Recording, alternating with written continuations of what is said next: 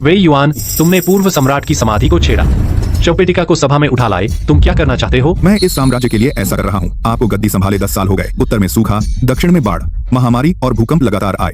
यह ईश्वर का इशारा है, सिर्फ इसलिए कि आप वैध वंशज नहीं हैं। आप जिंगवांग के विद्रोह के बचे हुए हैं। आपने सिंहासन चुराया है, इसीलिए प्रजा को कष्ट हुआ। यह पूर्व सम्राट का वंशज है, जो आम लोगों के बीच मिला था। महल से निकले सेवकों की गवाही है। पूर्व सम्राट के बेटे का गद्दी पर बैठना सही मायने में भाग्य द्वारा चुना गया है। मैं आपसे विनती करता हूँ कि आप अपनी गलती स्वीकारें। गद्दी वैध राजकुमार को सौंप दें, ताकि जनता शांत हो और ईश्वर का क्रोध शांत हो। हिम्मत कैसे हुई वे युआन? पूर्व सम्राट ने आपको गद्दी दी थी, वसीयत गवाह है। तुमने सिंहासन चुराने की हिम्मत की।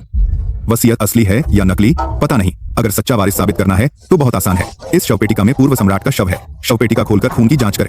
पूर्व सम्राट का वंशज होगा तो खून हड्डी में मिल जाएगा। अगर आपका खून हड्डी नहीं मिलता तो साबित होगा कि आप विद्रोही की संतान हैं। तो सिंहासन अब छोड़ दें। वे युआन, विद्रोह करने के लिए तुमने पूर्व सम्राट के शव को छेड़ने की हिम्मत की। पूर्व सम्राट को मरे 10 साल हो गए, वह तो मिट्टी में मिल चुके हैं। तुम्हें उनका अपमान करने की इजाजत कैसे दी जा सकती है? पूर्व सम्राट की समाधि 10 साल से बंद थी। खड्डियों को इतनी आसानी से नहीं खोला जा सकता। वे युआन, तुमने पूर्व सम्राट का भी इस्तेमाल किया। क्या तुम्हें भगवान का डर नहीं? हड्डियां अभी भी हैं, बस खून की जांच करनी है। यह अपमान कैसे हुआ? या आप दोनों को डर है इसलिए जांच नहीं करवाना चाहते? डर? मुझे लगता है उन्हें पकड़े जाने का डर है। आखिर पूर्व सम्राट को 10 साल हो गए। वह शवपेटिका से निकलकर नहीं आ सकते, खुद कह नहीं सकते मैं जिस छोटे सम्राट को लाया हूँ, क्या वही सच्चा वारिस है? महाराज, कृपया शवपेटिका खोलकर जांच करें। जब आप खुद को साबित नहीं करना चाहते तो मैं ईश्वर की इच्छा पूरी करूंगा। अरे सुनो, शवपेटिका खोलो और हड्डियां जांचो। रुको, तुम सब विद्रोही और देशद्रोही हो। अगर पूर्व सम्राट के शव को छुआ, यह बूढ़ा तुम्हारे साथ मर जाएगा। नंबर। हे पूर्व सम्राट, आंखें खोलो और इन देशद्रोहियों को देखो। धृष्टता, उसे छोड़ दो।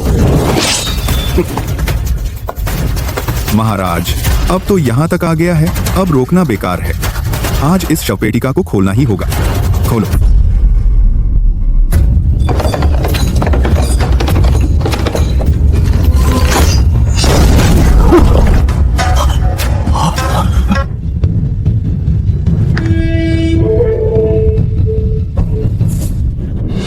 ली देखुआ, 10 साल बाद मिले, तुम बूढ़े हो गए। महाराज, सच में आप ही हैं। यह दास सपना तो नहीं देख रहा। यह सपना नहीं है, मैंने स्वर्ग में सब सुना। वे युआन ने शासन बिगाड़ा, बाहरी दुश्मनों ने उपद्रव मचाया, तियानकी का राज्य ऐसा हाल हो गया, मैं कैसे चैन से सो सकता?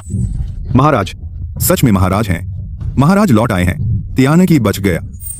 महाराज का स्वागत है। महाराज की जय हो। सच में महाराज हैं, भगवान तियानकी की रक्षा करें। महाराज जी उठे हैं, संकट शांत होगा, आपदाएं दूर होंगी। महाराज की जय हो, जय हो, जय हो। सब चुप रहो, यह आदमी महाराज नहीं हो सकता। महाराज को मरे 10 साल हो गए, वे शाही कब्र में सो रहे हैं, वह दोबारा जीवित कैसे हो सकता है? तुम कौन हो? तुम महाराज बनने की हिम्मत कैसे कर सकते हो? नकली? वे प्रधानमंत्री, आप ही बताइए, मैं नकली कहाँ हूँ? महाराज को मरे 10 साल हो गए, उनकी हड्डियां भी राख हो गईं। तुम यहाँ कैसे खड़े हो सकते हो? तुम जरूर लीदेचुआन हो। जनता से लाया गया नकली महाराज का वंशज यहाँ है। तुम सब आज चाहे कुछ भी हो, इस राजगद्दी को महाराज के असली वारिस को देना होगा। बार बार असली वारिस कह रहे हो। वे प्रधानमंत्री, यह कैसा झूठ है? क्या तुम्हें खुद यकीन है? बिल्कुल बकवास। इसके नयन नक्श महाराज जैसे ही हैं, और उस दिन महल से निकलते वक्त महल के कर्मचारी की हस्तलिखित गवाही सबूत बहुत मजबूत हैं। महाराज अगर निर्दोष हैं तो फिर यहाँ चापलूसी क्यों? सच को झूठ बता रहे हैं। पक्के सबूत? यह तो आसान है, क्या तुम्हारी हिम्मत है? पूरे दरबार के सामने आसमान की कसम खाओ, अगर इस श्याओ यू में जरा भी महाराज का खून नहीं है, तुम वे युआन, तुम पर बिजली गिरे वहीं खून बह जाए। मुझे तुमसे कसम क्यों खानी चाहिए? अरे कोई आओ, इस धोखेबाज को पकड़ लो। इसकी हिम्मत। मुझे गए सिर्फ 10 साल हुए, तुम लोग फिर से आने की हिम्मत कैसे की? आज मैं तुम सबसे आज का हिसाब चुकाऊंगा। वे युआन, तुम प्रधानमंत्री होकर बिना इजाजत महाराज की कब्र खोदी परेशान किया। महाराज की चिर नींद, यह पहला गुनाह है। ताबूत उठाकर दरबार में घुस गए, हथियारों से महाराज को धमकाया, यह दूसरा गुनाह है। लोगों को ले जाकर राजकुमार होने का ढोंग किया, सम्राट पर झूठा आरोप लगाया, सिंहासन हड़पने की साजिश रची, यह तीसरा अपराध है। हर एक आरोप कौन सा तुम पर झूठा था?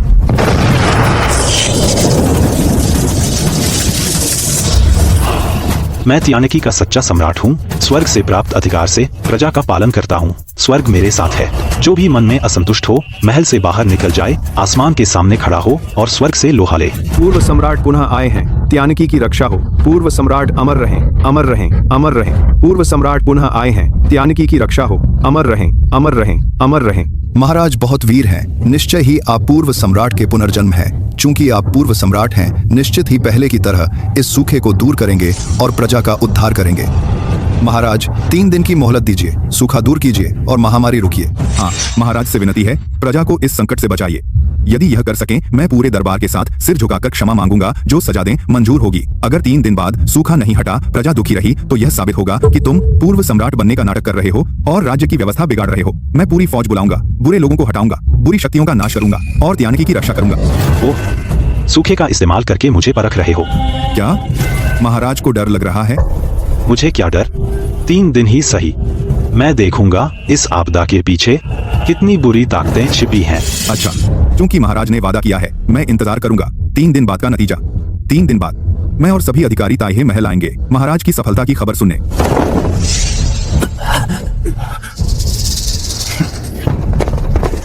महाराज, आपने यह कैसे मान लिया? अब खजाना खाली है। अगर राशन बांटना भी चाहें तो भी हमारे पास राहत का सामान नहीं है। चाचा, वे युआन के इरादे दगाबाज हैं। 3 दिन बाद अगर आपदा दूर नहीं हुई तो वह इसका मुद्दा बनाएगा, सभी तरफ से सेना बुलाएगा और हम पर आक्रमण करेगा। अभी राजधानी की फौज अधिकांशतः उसके कब्जे में है। हम क्यों घबरा रहे हो? 3 दिन काफी है।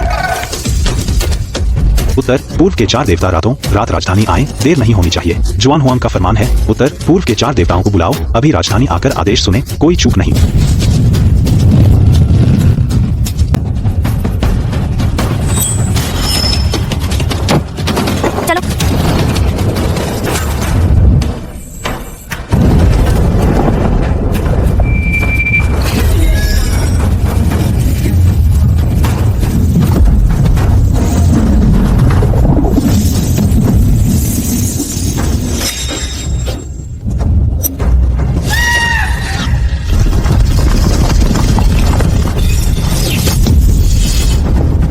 हम सेवक प्रभु को प्रणाम। सब उठो।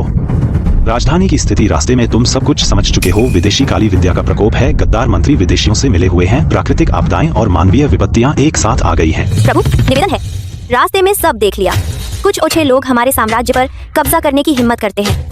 यह सेवक उन्हें ऐसा सबक सिखाएगा कि वे लौटकर नहीं जा पाएंगे। बहुत अच्छा, अभी 4 काम हैं जो तुम्हें करने हैं।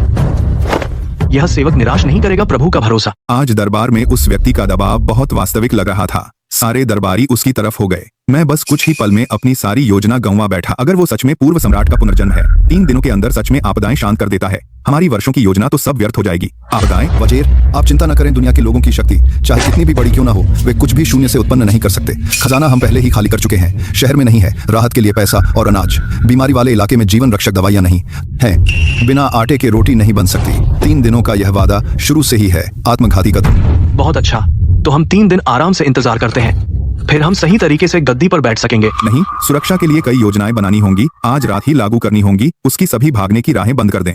सुनो, सभी प्रांतों और राज्यों को आदेश भेजो, अब से जो भी सरकारी कर वहीं रोककर जब्त कर लो। एक पैसा भी नहीं राजधानी के खजाने में आना चाहिए। सरकार की आमदनी का रास्ता बंद कर दो।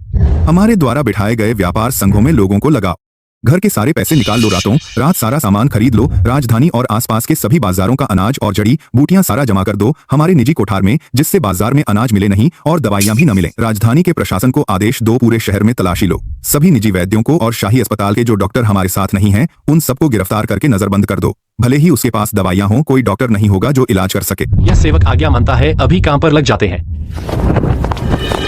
वजीर, आपकी यह योजना एकदम सटीक है। पैसा, अनाज, डॉक्टर, कर 3 दिशाओं से बंदी, 3 घातक जाल एक साथ। चाहे पूर्व सम्राट के पास अद्भुत शक्तियां हो, फिर भी वह नहीं बच पाएगा। हा हा हा। महाराज, निवेदन है महाराज, वे युआन के समर्थकों ने रातों रात हरकत की। बोलो। जी, वे युआन ने आदेश दे दिया है, सभी प्रांतों में कर रोक लो। एक पैसा भी राजधानी नहीं आने देना और व्यापार संघों की ताकत से बड़े पैमाने पर खरीदारी की है। शहर का अनाज और दवाइयाँ। इसके अलावा राजधानी प्रशासन अचानक लोगों को गिरफ्तार कर रहा है। अस्पताल के कई जो डॉक्टर साथ नहीं है और बहुत से निजी वैद्य सबको हिरासत में ले लिया गया। अरे वे युआन, वाह, यह तो हमारा पीछे हटने का रास्ता काट रहा है। महाराज, यह कमीना साफ हमें फांसा कर मार डालना चाहता है। मैं अभी लोगों को बुलाता हूँ, उसका खजाना जब्त करता हूँ। जिन डॉक्टरों को बंद किया गया है सबको छुड़ा लाऊंगा। क्या जल्दी है? चाचा, वेई युआन का यह कदम राजद्रोह है। अभी राजधानी की सेना 3000 सैनिक हैं, हमारे अधीन है। मैं समझता हूँ तुरंत गिरफ्तार करना चाहिए वेई युआन के पूरे गुट को। निजी खजाने से अनाज दवा बरामद कर जनता को राहत दें। हम उसे मनमानी नहीं करने दे सकते। अगर वह अनाज दवा जमा करना चाहता है तो जमा करने दे। अगर राज्य कर रोकना चाहे तो उन्हें करने दो। डॉक्टरों को बंद किया गया है, बस बंद ही रखा है और कोई कार्रवाई नहीं होगी। हुक्म भेज दो। सभी पहरेदार और गश्ती सैनिक किसी को मत रोके।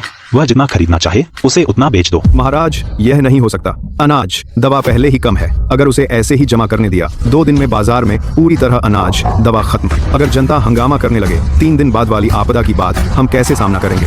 यह तो आंखों देखते उसके जाल में फंसना है। चाचा, वेई युआन ने तो नींव ही हिला दी। अगर हम कुछ नहीं करते, जनता में अशांति होगी, महामारी फैलेगी, फिर चाहे कितने ही उपाय करें देर हो जाएगी। आज वह जितनी जोर से जमा कर रहा है, बाद में उतना ही दर्द से उगलेगा। यह थोड़ा सा सामान, मैंने अभी इसे कुछ नहीं समझा। चैन से प्रतीक्षा करो। वेई परिवार ने जमा किया है 10 साल की जमा पूंजी। इस बार उसे मुझे सब उगलना होगा। वेई युआन उपद्रव करना चाहता है तो एक रात भर करने दे। जब वह जमा कर लेगा तब असली खेल शुरू होगा। अनाज के दाम 20% और बढ़ेंगे। खरीदना है तो अभी खरीद लो, देर होने पर नहीं मिलेगा। महामंत्री का हुक्म है, महामारी के दौरान जो भी चोरी छिपे दवा बेचेगा उसे महामारी का सहयोगी माना जाएगा। हर घर दरवाजे बंद करके आत्मचिंतन करे, अफवाहों पर ध्यान न दे। अधिकारी जनता को बगावत पर उतार रहे हैं। अब यह जीना मुश्किल हो गया है। मैंने सुना है पूर्व सम्राट का जीवित होना बिल्कुल झूठ है। उस पर किसी भूत ने कब्जा कर लिया है, इसीलिए ये मुसीबतें आईं।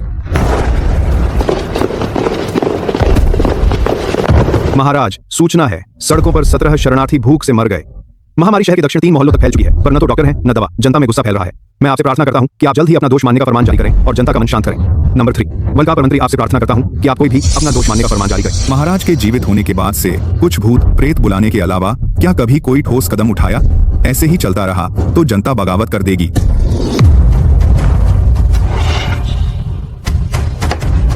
बहस पूरी हुई? बस पैसा, अनाज और दवा ही तो।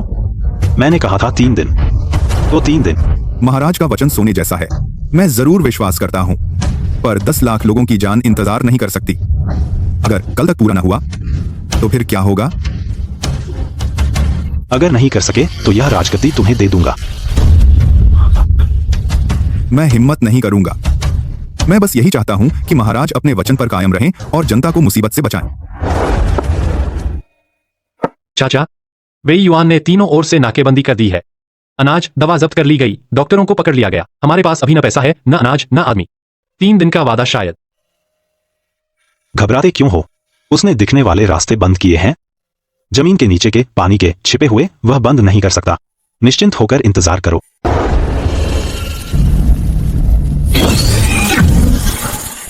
लाश के पानी का जादू। स्रोत बोयू में है। सीधे साफ करने में बहुत वक्त लगता है। महात्मा जी, शहर के फाटक कड़े बंद हैं, दवाइयां अंदर बिल्कुल नहीं जा सकती। शहर में मत जाओ। शहर के बाहर पुराने मंदिर चलो। हुई सान ये की सुरंग का इंतजार करो।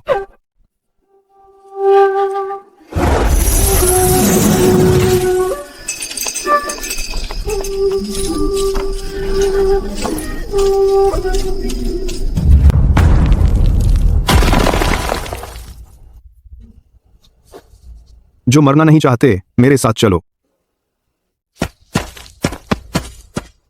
आप सबकी मदद से महामारी काबू में आ जाएगी। श्वेत मुनि, आप बहुत कृपालु हैं। बीमारों का इलाज करना हमारा कर्तव्य है। महात्मा जी, बचाने के लिए धन्यवाद।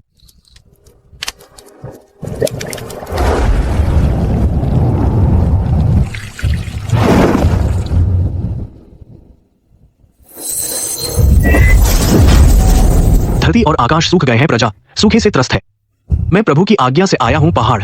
नदी की शक्ति को बुलाऊं, आसमान से बारिश बुलाऊं, तियांकी की धरती को भिगो दूं, लोगों की प्यास बुझाऊं।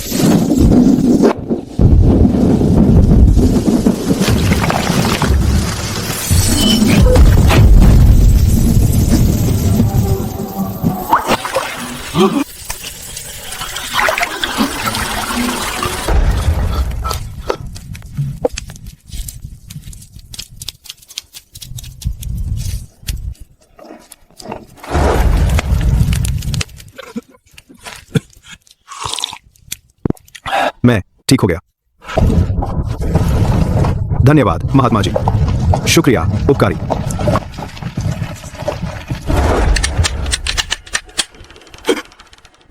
छोटे मुनीम, जल्दी मत कर हिसाब। मैं तुझसे कुछ पूछती हूँ, अच्छा जवाब दिया तुझे छोड़ दूंगी, गलत जवाब दिया तो। देवी, देवी, आप क्या पूछना चाहती हैं? मैं जो जानता हूँ जरूर बताऊंगा। कर धन की गुप्त सुरंग का दरवाजा कहाँ है? निजी खजाने में रखा अनाज और दवाइयाँ किस गोदाम में है? सच में बहुत छुपा कर रखा है।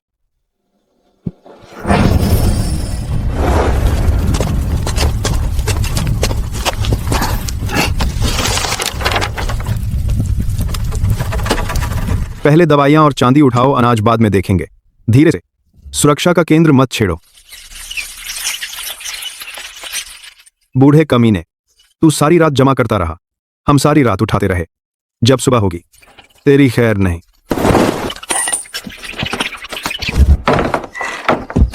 वजीर जी, बुरी खबर है, कुछ गड़बड़ हो गई।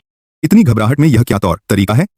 नाकेबंदी की योजना में कोई कमी नहीं है, क्या गड़बड़ हो सकती है? सच बताओ। राजधानी के बाहर आश्रय शिविर में वहां लोगों को खाना बांटा जा रहा है। खाने पीने का सामान लगातार पहुंच रहा है। महामारी से पीड़ित लोग लगातार ठीक हो रहे हैं। जो हालात पहले बिगड़ रहे थे अब पूरी तरह काबू में है। बिल्कुल बकवास। पूरे शहर का अनाज और दवाइयाँ सब मैंने खरीद लिया है। सारे वैद्य कैद में हैं। यह कैसे मुमकिन है? कोई खाना और इलाज दे रहा है। तुम किसी के बहकावे में आ गए हो, गलत देखा है। मैं आपसे झूठ नहीं बोल सकता वजीर जी, मैंने खुद शिविर के अंदर बाहर जाकर देखा, कई बार जांच की। जो देखा बिल्कुल सच है, वहाँ खाना और दवाइयाँ लगातार आ रही हैं। मरीज रोज ठीक हो रहे हैं, यह कोई भ्रम नहीं है। नामुमकिन। शहर में सामान की आपूर्ति बंद हो चुकी है। उसके पास सब कहां से आया? मुझे देखना है कि वह क्या चाल चल रहा है।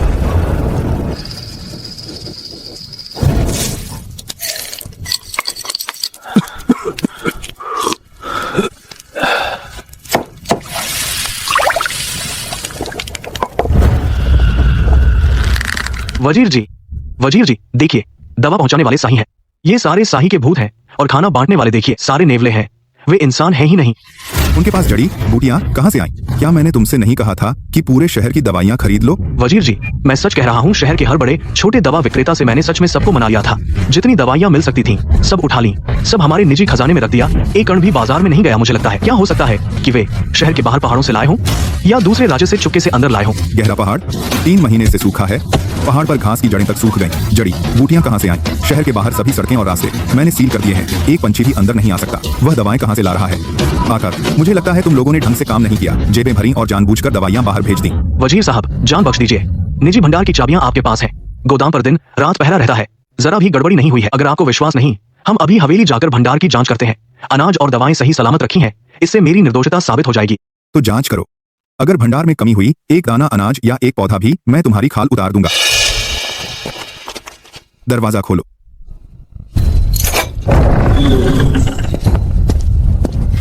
मेरी दवाएं, यह नामुमकिन है। सुरंग जमीन के नीचे से खोदी गई है। इतना बड़ा काम एक रात में कैसे मुमकिन है? आदमी कहाँ हैं? रात में पहरा देने वाले कहाँ हैं? इतना बड़ा शोर, तुम सब बहरे हो क्या? वजीर साहब, रात में कोई आवाज नहीं आई। हम बारी बारी से पहरा दे रहे थे, पलकें तक नहीं बंद की। चूहे का देवता, यह चूहे के वंश का कमाल है। उसने तो पूर्वोत्तर के 4 देवताओं तक को बुला लिया। शियाओचे। प्रभु, आपका काम पूरा हो गया। वे युआन के निजी भंडार में जमा अनाज, दवाइयां, चांदी, सब कुछ शहर के बाहर शरण शिविर में पहुंचा दिया। दीज कुछ भी नहीं बचा। वेई परिवार के मुनीम जादू से पूछताछ कर ली गई है। प्रांतों के रोके गए करों और गुप्त पत्रों का ठिकाना, वेई युआन का जापानी जादूगरों के साथ मिलीभगत का सबूत, सब दर्ज है। शहर के बाहर शरणार्थियों को काढ़ा, दलिया नियमित मिल रहा है और रुपया की महामारी का प्रकोप रुक गया है। लेकिन सेवक ने ध्यान दिया है कि शहर के बाहर वेई परिवार के लोग लगातार शिविर पर नजर रख रहे हैं। योंगदिंग नदी के नए सोते पर पानी का जादू लगा दिया है। कुल 18 केंद्र बनाए हैं, जिससे शरणार्थियों को पानी मिलता रहेगा। जुआनजीजी, अब लाश के जहर से पानी खराब नहीं होगा। वेई युआन की धन अनाज की नाकाबंदी आखिरकार हमने तोड़ दी। 3 दिन का वादा हमने बढ़त बना ली है। बहुत खुशी की बात है। 3 दिन बाद ताहे महल में सामना होगा। देखते हैं वे युआन क्या बहाना बनाता है। इतनी जल्दी खुश मत हो। वे युआन का अनाज छूट गया, वह कोई और चाल जरूर चलेगा। उसकी खुली चाल नाकाम हो गई। अब वह अफवाहों से हमें कमजोर करने की कोशिश करेगा। प्रभु, आप ठीक कहते हैं। अभी सेवक वेई की हवेली में गया था। जुआनजी जी को साजिश करते सुना। लगता है वह हम सब देवताओं को बदनाम करना चाहता है। अफवाहें? वह क्या करने वाला है? बस यही आरोप लगाएगा कि हम भूत प्रेत चलाते हैं, लोगों को बहकाते हैं और फूट डालते हैं। आम लोग रहस्यमयी चीजों से डरते हैं, इसी बात से सबसे जल्दी भड़कते हैं अनजान लोग। अगर अफवाहें फैल गईं, तो क्या अफवाह फैलाने वालों को पकड़ लें? जल्दबाजी मत करो, पहले चुपचाप देखो, सभी षड्यंत्रकारियों के सबूत इकट्ठा करो। जब वह तूफान खड़ा करना चाहता है तो हम भी इस लड़ाई के लिए तैयार हैं। लोगों का विश्वास बना रहता है, अफवाहों को दबाने से नहीं। महामंत्री जी, जान बख्श दो, हम लोगों ने सच में कोई आहट सुनी ही नहीं। रात की निगरानी वाले भाई पाली बदल कर देखते रहे, पलकें तक नहीं झपकाई। सुना नहीं? इतनी बड़ी सुरंग निजी खजाने तक खोद दी गई है। तुम जैसे निकम्मों का क्या फायदा? महामंत्री जी, गुस्सा मत कीजिए। अनाज और दवा का नुकसान तो छोटी बात है। अगर उसने इस मौके से जनता का दिल जीत लिया तो सच में सब तबाह हो जाएगा। क्या मतलब? क्या उसे पसंद नहीं राक्षसों को बुलाकर लोगों को बचाना? तो हम इस बात को सार्वजनिक कर दें। महान पूर्व सम्राट पुनर्जीवित हुए, पर वे पहाड़ी भूत प्रेतों से काम लेते हैं और राज्य को अस्त व्यस्त कर रहे हैं। बताओ, जनता आभारी होगी या डर जाएगी?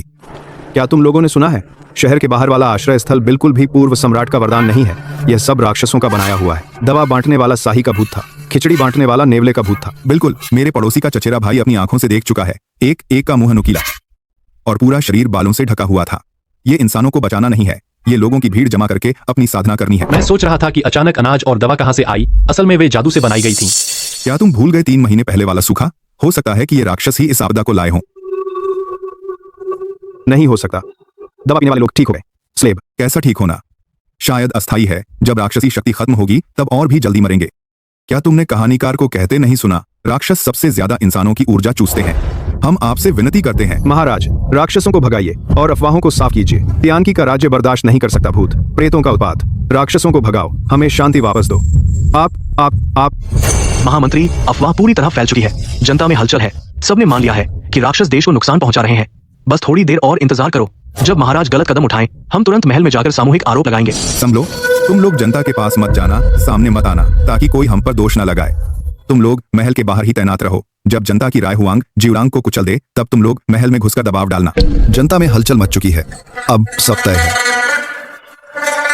आज भले ही उसने दुनिया के लिए बड़ा काम किया हो, फिर भी वह नहीं बच सकता राक्षसों को बुलाने और राजा को नुकसान पहुंचाने की बदनामी से। मैं और आग भड़काता हूं। अब पक्का है, जनता राक्षसों से डरती है। अदालत के अधिकारी महल पर दबाव डाल रहे हैं। हुआंग जिउलांग बच नहीं सकता।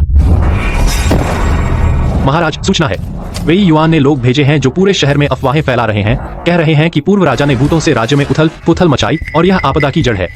अभी दोपहर के द्वार के बाहर सैकड़ों लोग जमा हैं और 1 दर्जन से अधिक मंत्री वहां घुटनों के बल हैं। मांग कर रहे हैं कि भूतों को भगाया जाए और अफवाहों का खंडन किया जाए। वाह वेई युआन, क्या खेल है। अनाज और दवा हारकर अब चाल चल रहा है। यह तो पूर्व राजा पर सारा दोष मर रहा है। चाचा महाराज, मैं अभी जाकर उन अफवाह फैलाने वालों को पकड़ता हूं। जल्दी मत करो।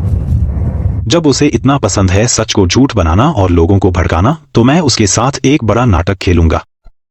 महाराज, महल के बाहर अफवाहें और तेज हो रही हैं। जनता में दहशत है और देर हुई तो जनता का विश्वास उठ जाएगा। जनता का विश्वास, सच्चा विश्वास, कभी अफवाहों से नहीं हिलता। रथ तैयार करो, मैं खुद दोपहर के द्वार जाऊंगा। चाचा, बाहर लोगों को बुरे लोगों ने भड़काया है। वे बहुत उग्र हैं। आपका जाना बहुत खतरनाक है। मैं सेना ले जाकर भीड़ को तितर बितर करूं और अफवाह फैलाने वालों को पकड़ूं। नहीं, जनता निर्दोष है, बस अफवाहों से भ्रमित है। वे सच में मेरे खिलाफ नहीं है। भूतों के डर से हिंसा करना बस मेरे डर को सच साबित करेगा। भूतों द्वारा देश को बर्बाद करने की अफवाह वे युआन के इरादों पर खरी उतरती है। मैं आज खुद महल के बाहर जाकर हजारों लोगों को एक सच्चाई बताऊंगा। पहले जनता का विश्वास जीतूंगा, फिर दरबार में फैसला करूंगा, ताकि दुष्टों के पास कोई बहाना न बचे।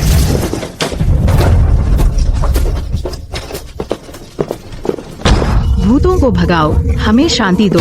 भूतों को भगाओ, हमें शांति दो। महाराज, हम पूछना चाहते हैं, शहर के बाहर राह देने वाले न तो सैनिक हैं न ही डॉक्टर। वे जंगली भूत हैं, शाही और नेवला जैसे जीव। महाराज, जो त्यानकी के पूर्व राजा के रूप में पुनर्जन्म हैं, भूतों को क्यों नहीं भगाते, बल्कि उन्हें इंसानों के मामलों में दखल देने के लिए प्रेरित करते हैं। पुण्य चुरा रहे हैं। 3 महीने का सूखा, पूरे शहर में महामारी। क्या यह सब इन भूतों की करतूत है जो लोगों का जीना मुश्किल कर रहे हैं? सही कहा। एक अच्छा राज्य अब भूतों पर निर्भर है, लोगों को बचाने के लिए।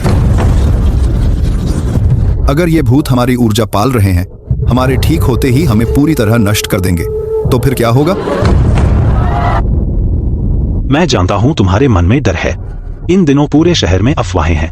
कहते हैं मैंने जंगली भूतों से साठगांठ की, जादू से राज्य बिगाड़ा और आपदा बुलाकर लोगों को तबाह किया। ऐसा है? मैं आज अकेले आया हूं, कोई हथियार नहीं, किसी को नहीं भगाया, बस तुमसे कुछ सच कहने आया हूं। 3 महीने का सूखा, खेत फट गए, पानी नहीं बचा, महामारी फैल रही है, हर तरफ बेघर लोग हैं। दरबार के सभी अधिकारी कुछ नहीं कर पा रहे, हर प्रांत में पैसा और अनाज खत्म हो गया, कोई राहत नहीं पहुंचा रहा, कोई इलाज नहीं कर रहा, कोई तुम्हें नहीं बचा रहा। मौत के मुंह से शहर के बाहर वो शाही और पीले नेवले देवता दिन रात बिना रुके खिचड़ी बांटते और अनाज देते हैं, बीमारों को देखते और दवा बनाते हैं, अपनी सारी ताकत लगा देते हैं। बिना थके हजारों मरते हुए बेघरों की जान बचाई, भारी आपदा को नियंत्रित किया। उन्होंने कभी लोगों को नुकसान नहीं पहुंचाया, न ही कोई लाभ लिया, बदले में कुछ भी नहीं मांगा, बस नेक इरादे से दुनिया की मदद की। जो लोगों को बचाता है वह अच्छा है, जो बुराई करता है वह बुरा है। अच्छे बुरे का फर्क कभी इस बात से नहीं होता कि इंसान है या दानव, बल्कि उसके दिल और कर्मों से होता है। महाराज, हम सब अफवाहों के बहकावे में आ गए थे। सुना था कि दानव लोगों को नुकसान पहुंचाते हैं। हम बहुत डर गए थे, इसलिए जल्दबाजी में याचिका देने आए। हमने जानबूझकर महाराज का अपमान नहीं किया। हम जानते हैं प्रजा शांति चाहती है, उनके मन में डर है, यह स्वाभाविक है। हम तुम्हें क्षमा करते हैं, पर आज की अफवाहें लोगों को भ्रमित कर रही हैं, सच को झूठ बताया जा रहा है। यह बिल्कुल इत्तेफाकर नहीं है। किसी ने जानबूझकर यह आपदा पैदा की है, अनाज और पैसा जमा किया, लोगों के जीने के रास्ते बंद कर दिए। जब उनकी साजिश नाकाम होती दिखी तो उन्होंने झूठी अफवाहें फैलाई, देवताओं पर दोष मढ़ा, दरबार को बदनाम किया। लोगों के मन में हलचल मचाना चाहते थे और राजसत्ता हड़पना चाहते थे। बुराई की सजा जरूर मिलती है, दरबार में न्याय होगा। आज हम जनता से बहस नहीं करेंगे, किसी दिन सबके सामने खोल देंगे हर साजिश, सच और झूठ को साफ करेंगे। दुनिया के लोगों को एक न्याय देंगे और महात्माओं को एक साफ नाम देंगे। हम मूर्ख थे, बुरे लोगों ने हमें धोखा दिया। महाराज से क्षमा मांगते हैं। हम कल का इंतजार करेंगे, दरबार के फैसले का। अब सब जाओ अपने घर जाकर शांति से रहो, बस कल के न्याय का इंतजार करो। वेई युआन, तुमने लोगों के मन में भ्रम फैलाने की पूरी कोशिश की, ईमानदार लोगों को फंसाया। कल सुबह दरबार में हम तुम्हें सबके सामने बुरी तरह हरा देंगे। आज महल के द्वार पर लोगों ने याचिका दी, देखने में शांत हो गया, पर असल में खतरा टला नहीं। वे युआन ने कई साल दरबार में मजबूत पकड़ बना रखी है। उसके लोग हर अधिकारी के बीच हैं। अभी महल के बाहर छिपे इंतजार कर रहे करीब 1 दर्जन अधिकारी, सभी उसके भरोसेमंद हैं। इस बार वह आसानी से नहीं मानेगा। आस्तरी, उसने आज लोगों को भड़काकर माहौल बनाया। कल दरबार में जरूर अपने साथियों को इकट्ठा करेगा। एक साथ हमला करेंगे, पीछे पड़ जाएंगे, जानबूझकर दरबार में अस्थिरता पैदा करेंगे, गलत को सही साबित करने की कोशिश करेंगे। चाचा जी की बात सही है। वेई युआन के लोग बहुत गहरी पकड़ में है। इस बार उसने पैसा और अनाज खो दिया और जनमत भी हारा। वह बेहद खतरनाक हो जाएगा। कल सुबह दरबार भयंकर जंग होने वाली है।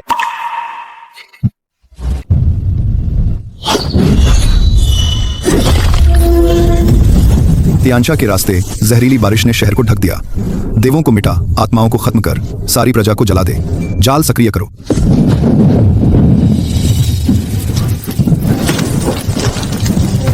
श्याओचे, मैं देख लूंगा। जब पूरे शहर में महामारी आएगी, उस पल तू कौन सी महाशक्ति दिखाएगा।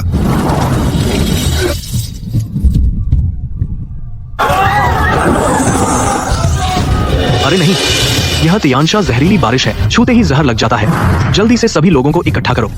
वैद्यों, सभी साधु, संत पंडाल के अंदर चले जाएं। दरवाजे और खिड़कियां बंद कर दो। जरा भी बारिश की बूंद या कोहरा मत छूना। यह काला जादू जनता को तबाह कर रहा है। यह अक्षम्य पाप है। मैं इसे तोड़ता हूं।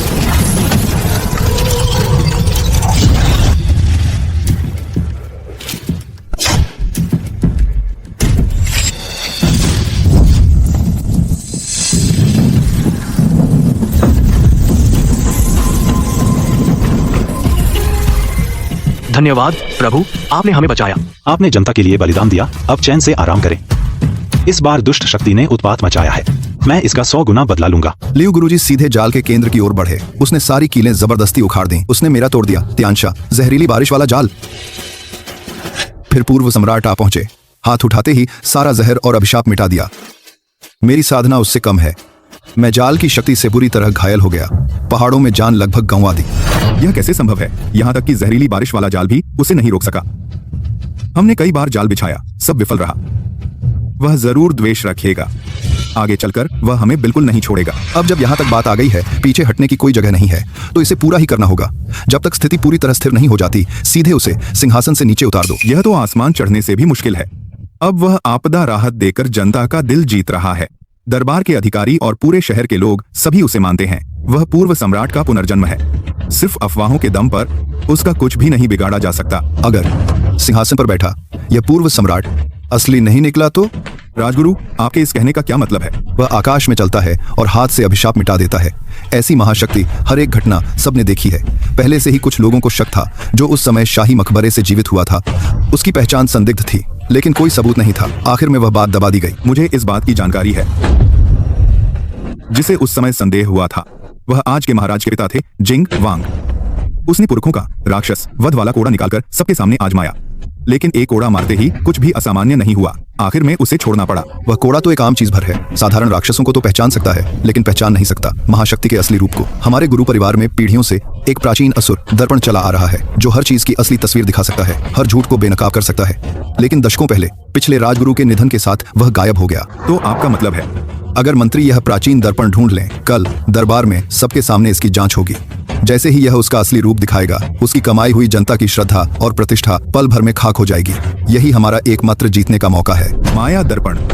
ठीक है, अभी मैं तुरंत सारे गुप्त सूत्र सक्रिय कर देता हूँ। पूरे शहर में तलाशी लगाओ। जरूरी है कि आज रात ही यह मिल जाए। सुनो, तैनात सभी गुप्तचरों को हरकत में लाओ। पूरे शहर में ढूंढो पिछले राजवंश के गुरु द्वारा छोड़ा गया कांस्य माया दर्पण। हालत कोई भी हो, वो मिलना चाहिए। जी आज्ञा है।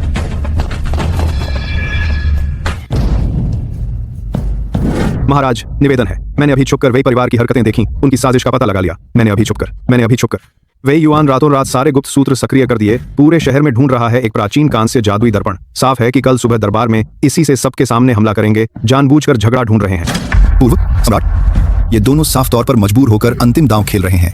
यह दर्पण असली रूप दिखा सकता है। उनके इरादे बहुत खतरनाक हैं। क्या मैं तुरंत आदमी भेजकर रोकूं? सीधे वह दर्पण जब्त कर लूं ताकि उनकी साजिश खत्म हो जाए? चाचा जी, उन्हें वह चीज मिल जाने दी। कल दरबार में हमारी स्थिति कमजोर होगी। बेहतर है पहले ही रोक दें, आगे की परेशानी खत्म कर दें। ये सब करने की जरूरत नहीं है। मैंने बहुत पहले ही अपना मानव शरीर त्याग दिया, सिद्धि प्राप्त कर ली है। एक साधारण सा पुराना दर्पण मेरा असली रूप कैसे देख पाएगा? उन्हें ढूंढने दो, उन्हें आजमाने दो। ठीक है, कल ताइहे महल में सभी दरबारियों के सामने उनकी सारी उम्मीदें खत्म कर दूंगा। फिर उनके पास बहस की कोई गुंजाइश नहीं होगी। जिन्हें कुछ कहना है कहें, नहीं तो सभा समाप्त होती है। महाराज, मेरे पास एक निवेदन है। कहिए। इन दिनों राजधानी में अफवाहें फैली हैं। कहते हैं कि पूर्व सम्राट के लौटने के बाद वे राक्षसों को इस्तेमाल कर रहे हैं, जनता को परेशान कर रहे हैं। हर कोई डरा हुआ है। मैं आपसे प्रार्थना करता हूँ, इन राक्षसों को निकाल दीजिए ताकि जनता का भय दूर हो। हम सब भी यही कहते हैं। हम आपसे विनती करते हैं कि राक्षसों को बाहर करें। महाराज, सभासदों की बातें कुछ जरूर अतिरंजित हैं, लेकिन बिल्कुल निराधार भी नहीं। शहर के बाहर शरण स्थल में साही और नेवले हैं, जैसे जीव जंतु इंसान का रूप धारण करके खिचड़ी बांटते हैं और दबा देते हैं। राक्षस मनुष्यों के बीच घुल मिल गए हैं। यह प्रकृति के नियमों के खिलाफ है। अगर ऐसा चलता रहा, बड़ी आपदा आएगी। बकवास है। वे संत पूर्व सम्राट ने लोगों की मदद के लिए बुलाए थे। अगर वे नहीं होते, महामारी और सूखा कैसे कम होता? तुम लोग देश की सेवा नहीं सोचते तो भी चलता, लेकिन नमक हराम किया। राजकुमार, यह बात गलत है। भूत वही भूत है, चाहे कुछ देर भला काम कर ले, आखिर वह अलग ही है। कौन जाने आगे चलकर ये अपनी फितरत पर वापस आ जाएं। और फिर कौन गारंटी दे सकता है कि सिंहासन पर बैठा यह शख्स सच में पूर्व सम्राट है या भूत चढ़ा है? वेई युआन, बड़ी हिम्मत है तुम में पूर्व सम्राट को बदनाम करने की। ली गोंग, गुस्सा मत करो। यह बदनामी है या सच, जांच से पता चलेगा। मेरे पास एक है पीढ़ियों से चली आ रही भूत दर्पण, जो प्राचीन शक्ति से बना है। जिस पर भूत चढ़ा हो, दर्पण में उसका असली रूप दिखेगा। अगर वह सच्चा सम्राट है तो दर्पण में सुनहरे अजगर की छवि दिखेगी। सच या झूठ एक बार देखते ही पता चलेगा। मैं आपसे निवेदन करता हूं महाराज, इस भूत दर्पण से अपनी बेगुनाही साबित करें। अगर सच में आप सच्चे पूर्व सम्राट हैं तो हम सिर झुकाकर माफी मांगेंगे। बेतुका, पूर्व सम्राट महान थे, कैसे बर्दाश्त करेंगे कि तुम लोग नकली साधनों से उनका अपमान करो? राजकुमार, इतना रोक रहे हैं, क्या डर गए हैं? बस एक आईना ही तो है, देखने से क्यों डरते हो? महाराज, क्या यह सच है? राजा कभी मजाक नहीं करता। महाराज, माफी चाहता हूं।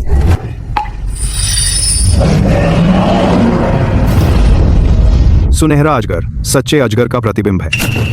पूर्व सम्राट सच में सच्चे सम्राट हैं। पूर्व सम्राट जिंदाबाद, सच्चे सम्राट जिंदाबाद। यह नामुमकिन है। वेई चेंगशियांग, अब क्या लगता है? क्या मुझ पर भूत चढ़ा है?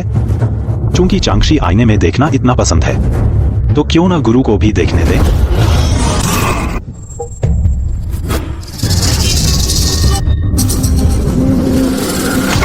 भूत का साया। गुरुजी पर भूत का साया है। वही भूत चढ़ा है। पूरी बकवास। इस आईने से छेड़छाड़ की गई है महाराज। यह आईना पुराना और खराब हो गया है। इसकी जादुई शक्ति पहले ही बिगड़ चुकी है, इसलिए यह मान्य नहीं। जरूर किसी ने चुपके से छेड़छाड़ की है, मुझे फंसाने की साजिश रची है। अच्छा, मुझ पर असली अजगर दिखता है, तुम पर आईना खराब हो जाता है। गुरुजी, यह दोहरा मापदंड, इसमें तुम माहिर हो। महाराज, जवान गुरु से भूल हुई होगी, जानबूझकर नहीं। आज साबित हो गया है महाराज सच्चे सम्राट हैं, हम दोषी हैं। हमने पूर्व सम्राट के बारे में गलत कहा, कृपया हमें सजा दें। हमें अनजाने में हुई गलती का दोष नहीं, लेकिन याद रखो, मैंने जिन 4 संतों को पूर्वोत्तर से बुलाया है, वे तियानिकी की जनता की रक्षा के लिए आए हैं। जो कोई भूत शब्द बोलेगा, अफवाह फैलाएगा, तो मुझे दोष न देना जब मैं सख्ती करूं। हम आपकी आज्ञा का पालन करेंगे। ऐसा कैसे हो सकता है? यह आईना कैसे सुनहरा अजगर दिखा सकता है? तुमने तो कहा था कि वह नेवले का भूत है। यह तो वरदान पाने का नियम है। उसने पिछले सम्राट से मौखिक वरदान पाया है और इतने साल राजगद्दी पर बैठा रहा। उस पर राजसी ओज चढ़ गया है और प्रजा की आस्था भी आम रखने वाला आईना उसका असली रूप बिल्कुल नहीं दिखा सकता। तो अब क्या करें? क्या हम यूं ही देखते रहें कि वह अपनी गद्दी पक्की कर ले? वह धरती की शक्ति से सुरक्षित है। महल के अंदर उसे छेड़ना नामुमकिन है, लेकिन महल से बाहर निकला तो बात अलग है। पर वह तो बारिश और आंधी बुला सकता है। क्या इतनी सी बाढ़ उसे रोक पाएगी? साधारण बाढ़ तो नहीं, लेकिन अगर बांध के नीचे मैंने खास अशुभ कीलें गाड़ दी जिससे उसका धरती से जुड़ाव टूट जाए और आत्मघाती योद्धाओं की घात लगा दूं, तो मुझे भरोसा नहीं कि वह सही सलामत बच निकलेगा। ठीक है, ऐसा ही करते हैं। मैं देखूंगा इस बार वह बच पाता है या नहीं। इन दिनों शहर में आपदा शांत हो गई है, अफवाहें भी कम हो गई हैं। तुम सबका काम कैसा चल रहा है? क्या सफलता मिली? स्वामी, निवेदन है, शहर में छिपे हुए वे कुटुंब के मामले के सुराग ज्यादातर साफ कर दिए हैं। लोगों की अफवाहें लगभग शांत हो गई हैं। LC प्रजा अब निश्चिंत है। पीड़ित प्रजा सभी को अच्छी तरह ठहराया गया है। महामारी का जहर पूरी तरह साफ हो गया। अब कोई बीमार नहीं पड़ रहा। शहर की बुनियादी सुविधाएं सभी की मरम्मत हो गई है। इससे प्रजा की सुख शांति से रहने की गारंटी है।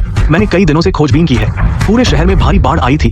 ज्यादातर अशुभ कीलें निकाल दी गई हैं। सिर्फ दक्षिणी किनारे के बांध के आसपास अभी भी कुछ अशुभ कीलें हैं जिन्हें पूरी तरह नहीं हटाया जा सका। एक दिन चुनकर गहराई से खोदकर निकालने का विचार है।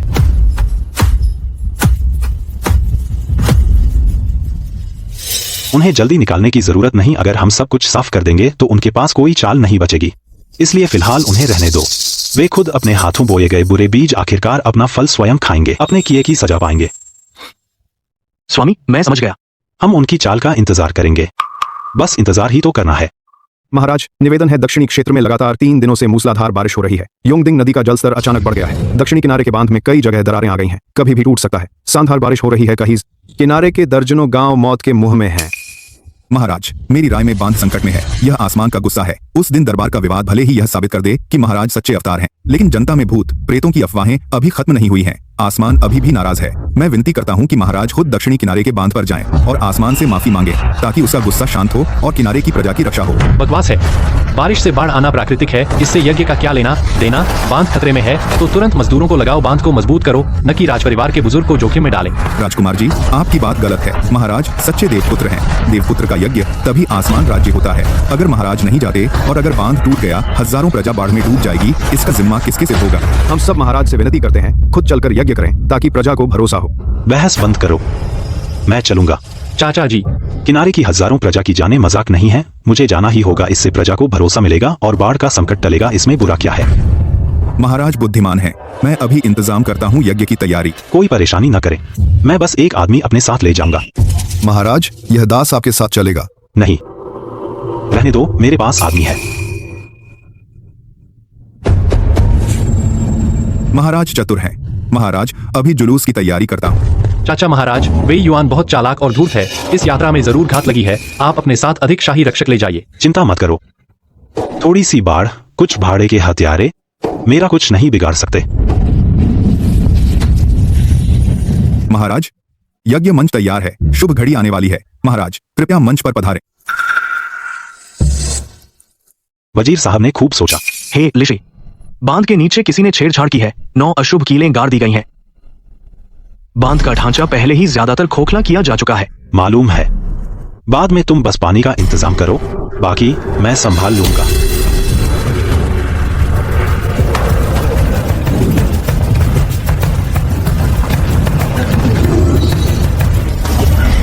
जल्द आदेश मानो, बांध और किनारे मजबूत करो। जादू। ऋषि ने जादू दिखाया है। महात्मा जी प्रकट हो गए। भगवान ने महात्मा को हमें बचाने के लिए भेजा है। महाराज को प्रणाम। महाराज की जय हो। महात्मा की कृपा हो। लियू परिवार की जलकला इतनी ऊंचाई पर पहुंच गई है।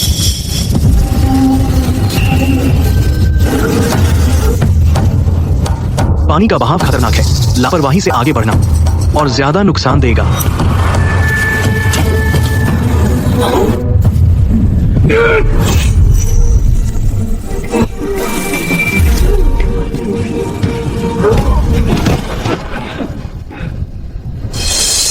अगर मैं पहले से देवता न होता, प्रकृति के नियमों से बंधा हुआ, इच्छा से विनाश करने में असमर्थ, तो आज यह विशाल बाढ़ क्या तुम दोनों को इतनी आसानी से बचकर जीने देती?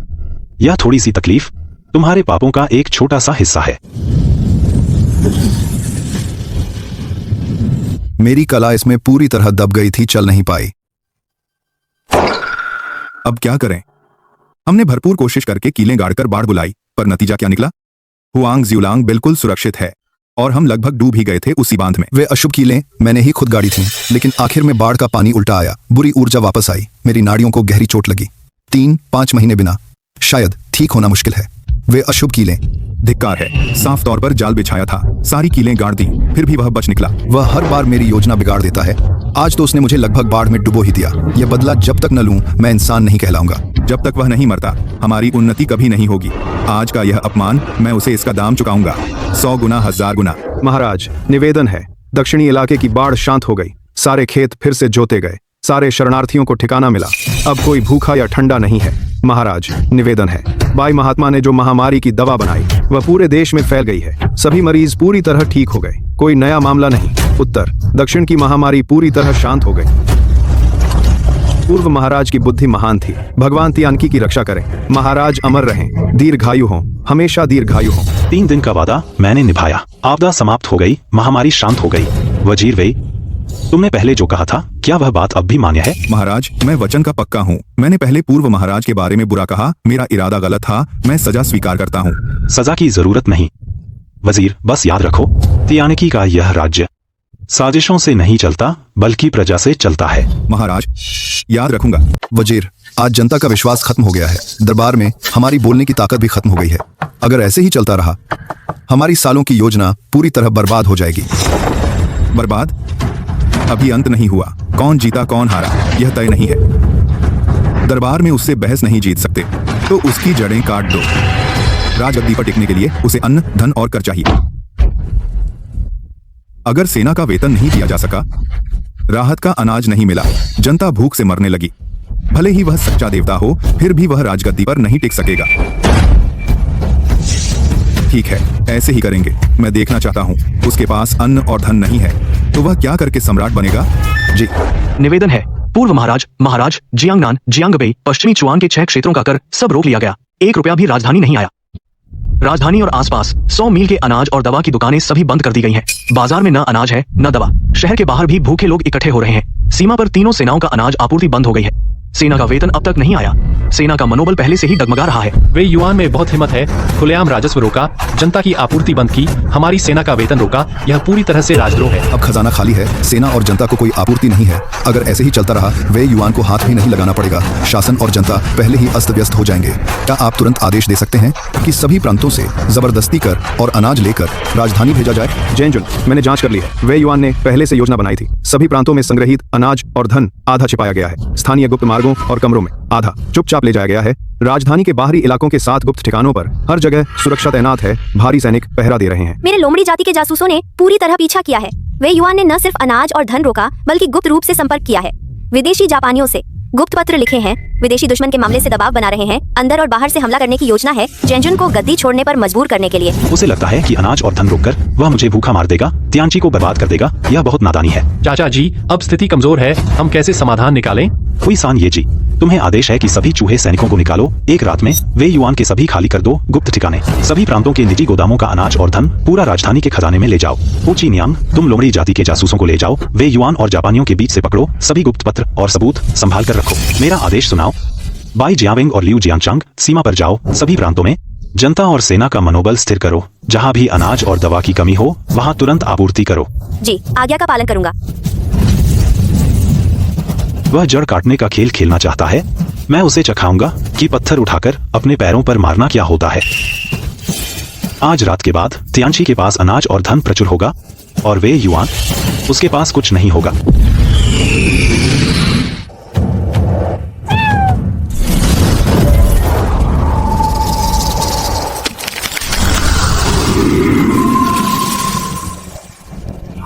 जिनजुन, ये ताबीज असल में हुई सान ये जी के खिलाफ है। तुम खुद आ गए हो, अपनी चीजें उठा ले जाओ ना। बहुत परेशान किया। तुम्हें कहना आसान है। मैं अभी असली देवता हूँ, मेरी नौकरी स्वर्ग में है। अगर मैं खुद हस्तक्षेप करूँ, स्वर्ग मेरे कर्मों का हिसाब करेगा, नुकसान ही है। लेकिन वे चारों अलग हैं। वे अभी पक्के देवता नहीं बने। दुनिया में राक्षसों से लड़ना और साजिशें खत्म करना, लोगों को बचाना ही उनकी साधना है। कानूनी रूप से वे कुछ भी कर सकते हैं। मैं खुद हस्तक्षेप नहीं करूंगा, सिर्फ जाल हटाऊंगा, बेड़ियां तोड़ूंगा, तो मुझे भी स्वर्ग की सजा नहीं मिलेगी। समझ गया, आपको तनख्वाह कटने का डर है। जल्द ही राजधानी में अन्न और वेतन नहीं रहेगा। सेना और जनता अशांत हो जाएगी।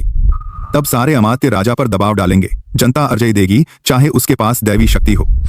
फिर भी वह गद्दी पर नहीं टिक पाएगा। वे मंत्री की योजना कमाल की है। जल्द ही मैं राजा बन जाऊंगा। धन और अन्न ही राज्य की नींव है। नींव ही टूट गई, उसकी हार पक्की है। पर उत्तर पूर्व के 4 देवता झंझट हैं। उनकी गुप्त चाल से सावधान रहना होगा। कोई बात नहीं, अन्न नहीं, वेतन नहीं, जादू भी कुछ नहीं कर पाएगा। जनता भूखों मरेगी। कल दरबार का इंतजार करो, हम पूरा जाल खींच लेंगे। मंत्री जी, बुरी खबर है, राजधानी के बाहर 7 ठिकाने, सभी राज्यों के गुप्त गोदाम खाली। तुम क्या कह रहे हो? सारा अनाज, चांदी, दवाइयाँ रातों रात सब गायब हो गया। चारों तरफ पहरा था, गुप्त तहखानों में बंद था। यह कैसे गायब हो सकता है? मुझे नहीं मालूम। पहरेदारों ने पूरे समय कोई आवाज नहीं सुनी। गोदाम बिल्कुल सही था, लेकिन अंदर सब साफ था। नीचे चूहों के बिल के निशान थे। चूहा देवता के चूहों ने किया है। नामुमकिन। हजारों मील की सुरंग, हजारों टन अनाज, ढोया करोड़ों की चांदी, रातों रात पूरा किया। यह जादू नहीं है, यह दिव्य शक्ति है।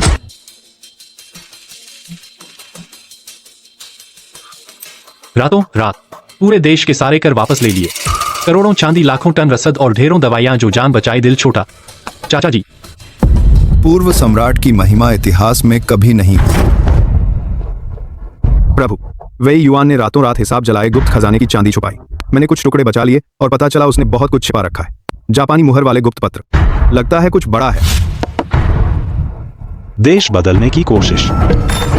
महाराज, यह दुश्मन से 60 गांठ है। मैं समझता था वह सिर्फ लालची है, पता नहीं था इतनी बड़ी भूख है। यहाँ तक कि पूरा देश जापान को देना चाहता है। उसके गुप्त कागज कहाँ हैं? पता चला? पढ़ने के कमरे की सबसे गहरी गुप्त जगह में छिपा हुआ तंत्र है। उसने अभी स्थानांतरित करने का आदेश दिया है। मैंने निगरानी रख दी है। निगरानी मत रखो, वो किन्यांग को भेजो। अंदर का सामान सब मेरे लिए निकाल लाओ। समझ गया।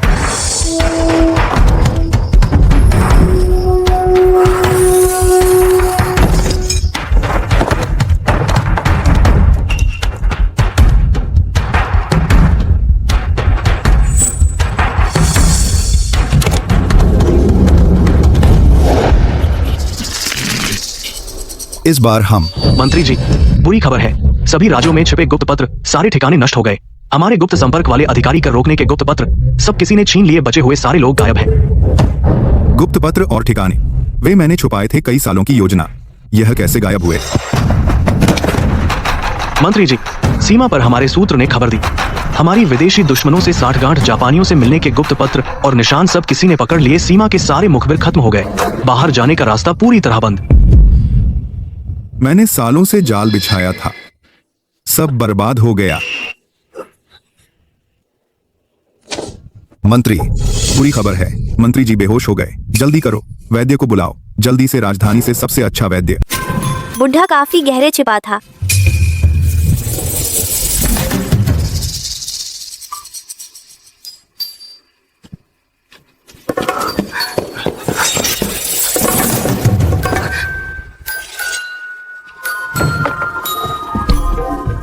वजीर, राजधानी में अब रहना ठीक नहीं। दरबार में हम कमजोर पड़ गए हैं। और देर की तो वह हमें धीरे धीरे निगल लेगा। अभी सबसे जरूरी है जापान से जल्द संपर्क करना। उन्हें पहले ही हमला करने को कहें। मैं भी यही सोच रहा था। गुप्त कक्ष में और भी हैं, राज पत्र और गुप्त संधि। मैं रात भर में जवाबी पत्र लिखता हूँ, किसी तेज घोड़े से भिजवा दूंगा। जैसे ही जापान की सेना पहुंचेगी, अंदर बाहर से मिलकर वार करेंगे। यह साम्राज्य। वजीर साहब, गुरुजी, शहर के बाहर अचानक कुछ अनहोनी हुई है। 22 शियानवेंग कई वैद्यों के साथ हमारे गुप्त दवा भंडार में घुस गए। क्या यह बुढ़ा, उसकी हिम्मत कैसे हुई मेरे दवा भंडार को छूने की? वजीर, दवा भंडार हाथ से नहीं जाना चाहिए। उसमें अभी भी रखे हैं काले जादू की जड़ी बूटियां। हमें जल्दी वहां चलना होगा। चलो। अच्छा हुआ कि तुम भाग निकले, नहीं तो आज तुम दोनों की जान भी ले लेती।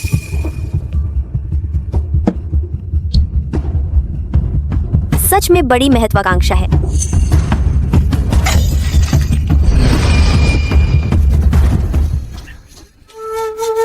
ये हद से बढ़ गए। यह जरूर हुआंग जुलांग का इशारा है। वह हमारे पीछे हटने का रास्ता बंद कर रहा है।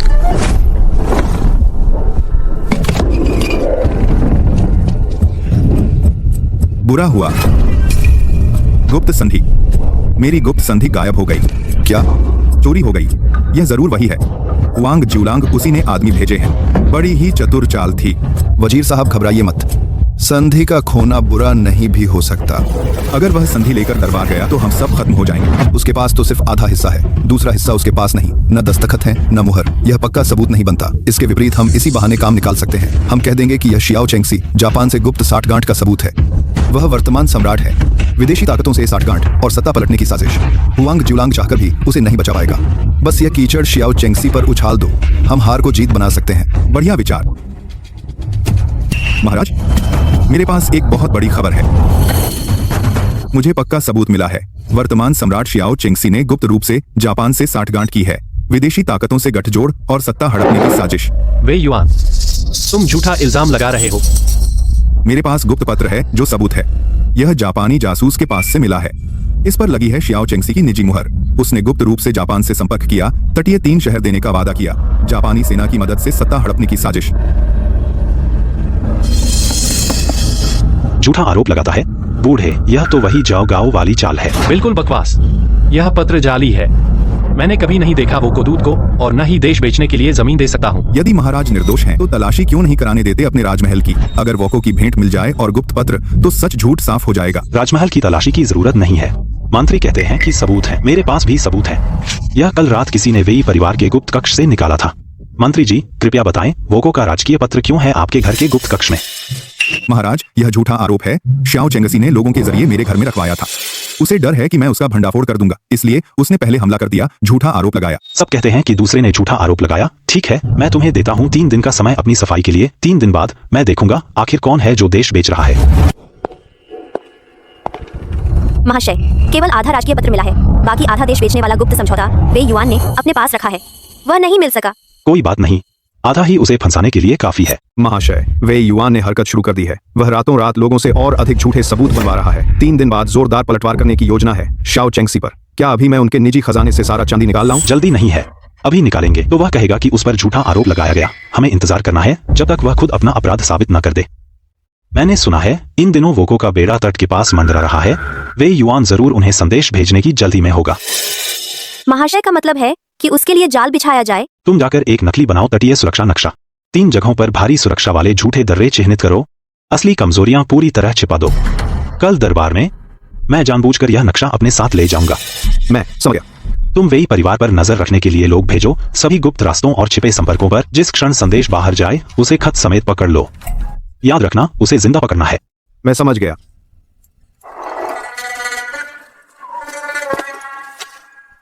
मंत्री जी, वोको के गुप्त कक्ष से खबर मिली।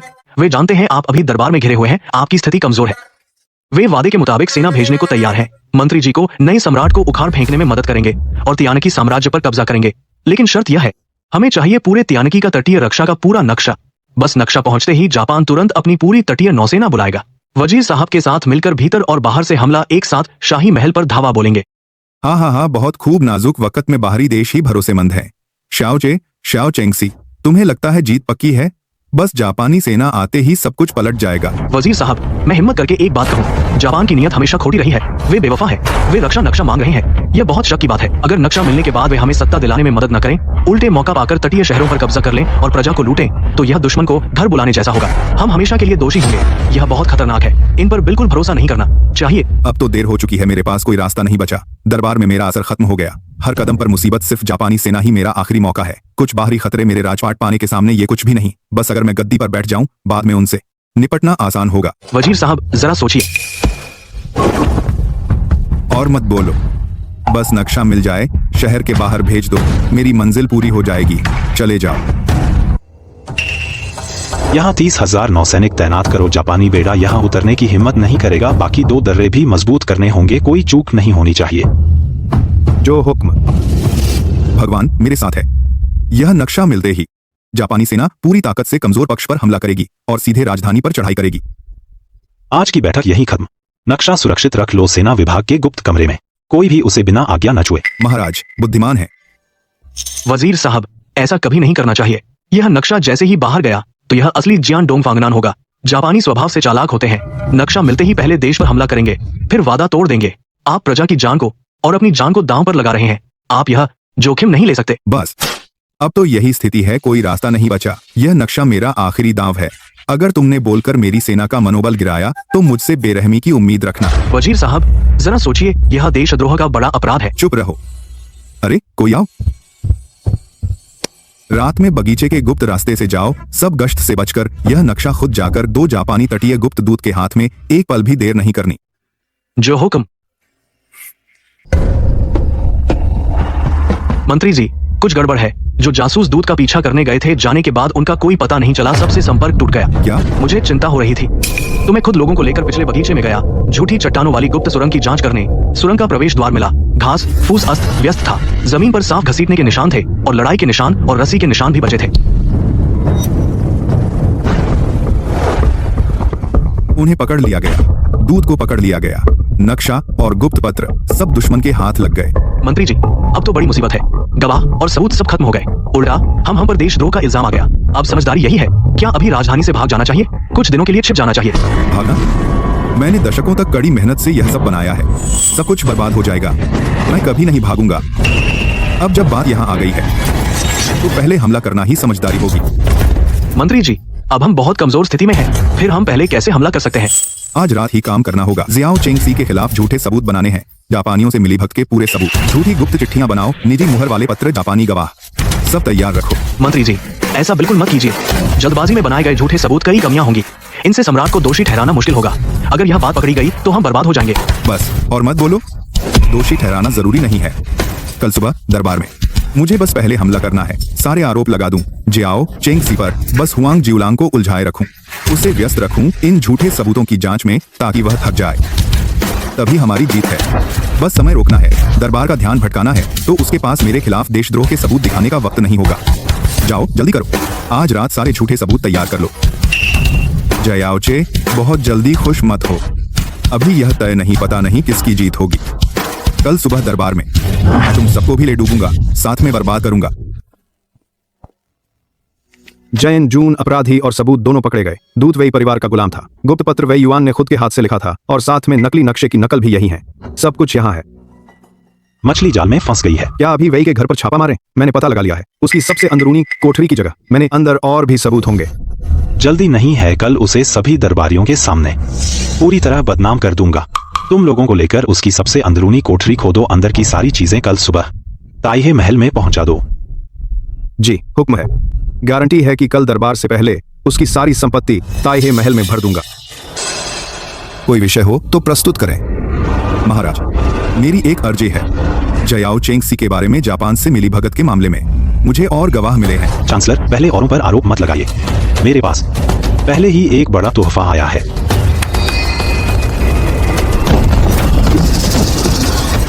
खोलो।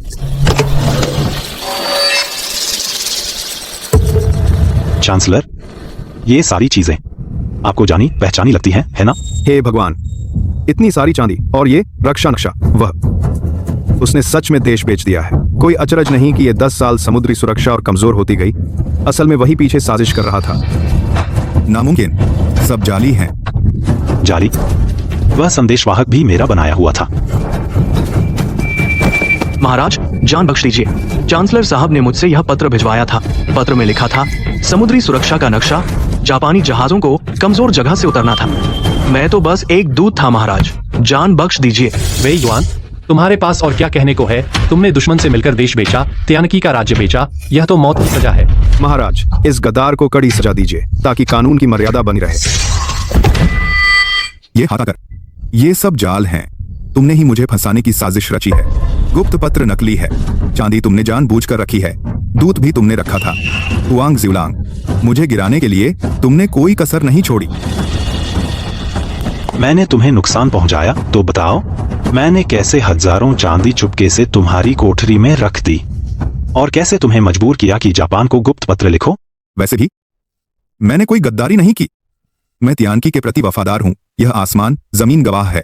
वफादारी, बहुत अच्छे। चूंकि आप अपनी वफादारी का दावा करते हैं तो यही सभी दरबारियों के सामने आसमान की कसम खाइए, तुम कसम खाओ कि वे युआन, तुमने कभी जापान से मिलीभगत नहीं की, कभी तटीय सुरक्षा नहीं बेची, कभी सोचा भी नहीं कि इस साम्राज्य को उखाड़ फेंकूं। अगर आधा शब्द भी झूठ हो तो वज्रपात हो और शरीर भी न बचे।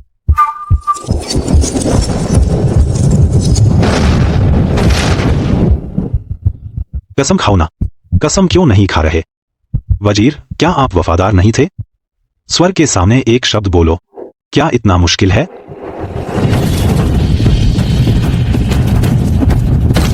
वह कसम खाने की हिम्मत नहीं करता। उसका मन साफ नहीं है। कृपया महाराज दंड दीजिए। मैंने स्वर्ग से आदेश पाया है और स्वर्ग की ओर से प्रजा का पालन करता हूँ। जो दुश्मन से मिलीभगत करता है, ना आसमान उसे बर्दाश्त करता है ना जमीन। तुम बोलने की हिम्मत नहीं करते।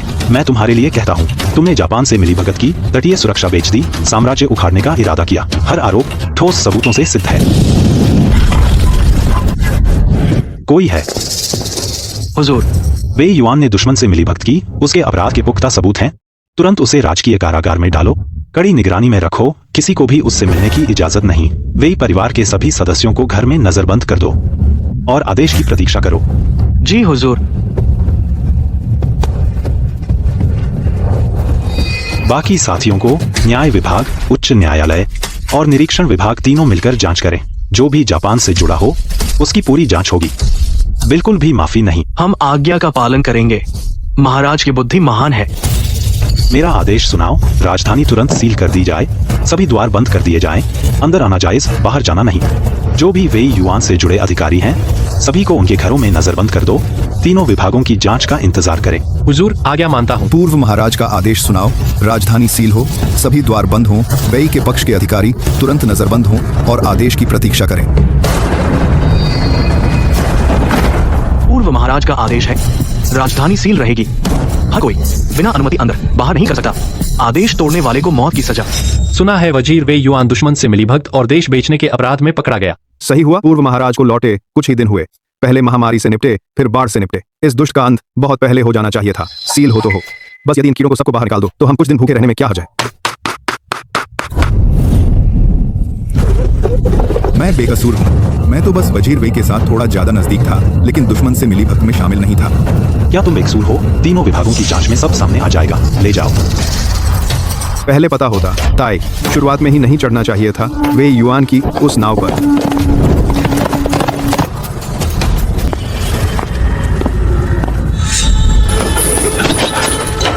कौन? क्या तुम जुआनजीजी हो? मुझे जल्दी बाहर निकालो।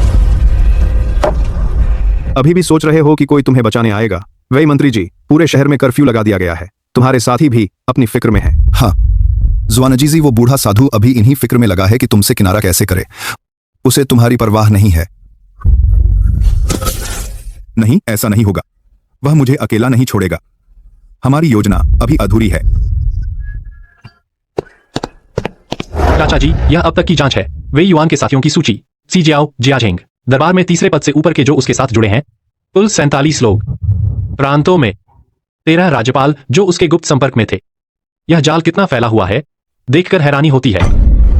47 लोग, यानी आधे से ज्यादा दरबार उसकी मुट्ठी में था। कोई जल्दी नहीं।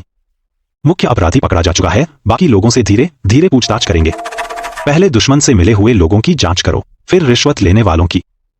किसी एक को भी गलत तरीके से नहीं फंसाना है। महाराज, वेई की हवेली के गुप्त कमरे से निकला सामान पूरी तरह गिन लिया गया है। जापानी गुप्त पत्रों के अलावा भ्रष्टाचार के 12 हिसाब किताब भी मिले हैं। स्थानीय अधिकारियों से रिश्वत लेने की 6 उपहार सूचियां। इसके अलावा कई नकली सरकारी मुहरें और खाली दस्तावेज भी। खाली दस्तावेज? बस उन पर आधिकारिक मुहर लगा दो, जो चाहो लिख डालो। उसने इन सालों में इसी का इस्तेमाल करके कई लोगों को फंसाया। यही वजह है कि इन सालों में कितने अच्छे लोग झूठे फंसे। यह सब उसी की कारस्तानी थी। जुआनजीजी की तरफ क्या हलचल है? महाराज, रिपोर्ट है। वे युआन के पकड़े जाने के बाद वह पूरब की तरफ जुआनजेन मंदिर में छिप गया है। दरवाजा बंद किए हुए है। मेरे जासूस ने बताया कि आज रात उसने गुप्त कमरे में बहुत सारा सामान जला दिया, शायद सबूत मिटा रहा है। क्या अभी जाकर उसे पकड़ लाऊं? कोई जल्दी नहीं, हम देखना चाहते हैं वह और क्या कर सकता है। आदेश जारी करो, पूरे शहर में वेई युआन के साथियों की तलाश करो, लेकिन एक रास्ता खुला छोड़ो ताकि उसे लगे कि भागने का रास्ता है। महाराज, आपका मतलब है? कुएं में घिरा जानवर भी लड़ता है। अगर बहुत दबाव डाला जाए तो वह अपनी असली चाल दिखाएगा। आरोपी को लाओ। निरीक्षक लियू, तुमने वेई युआन से साजिश की, जापानी लुटेरों से मिले, सबूत पक्के हैं। मैं तुमसे पूछता हूं, तुमने वेई युआन से साजिश कब शुरू की और दुश्मन से मिलकर कितने काम किए? मैं तो बस वेई मंत्री का साथी था। मैंने दुश्मन से कोई मिलीभगत नहीं की। तो यह पत्र जो तुमने खुद लिखकर जापानी दूत को भेजा था, इसका क्या जवाब दोगे? इस पर तुम्हारे लियू परिवार की निजी मुहर है।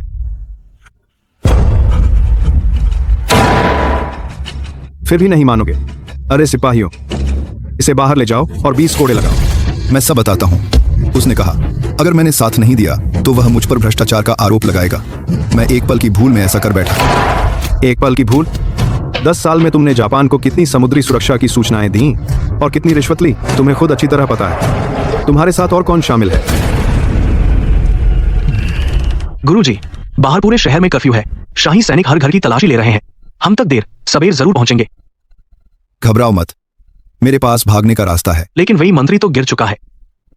उसके साथ हमारे जो काम थे, अगर वे सामने आ गए, इसलिए उसे जिंदा रहकर बोलने नहीं देना है। गुरुजी, आपका मतलब है मार डालना? शाही जेल के पहरेदारों में हमारे लोग भी हैं। आज रात आधी रात को कोई तरकीब निकालो, एक कटोरी जहर भेजो।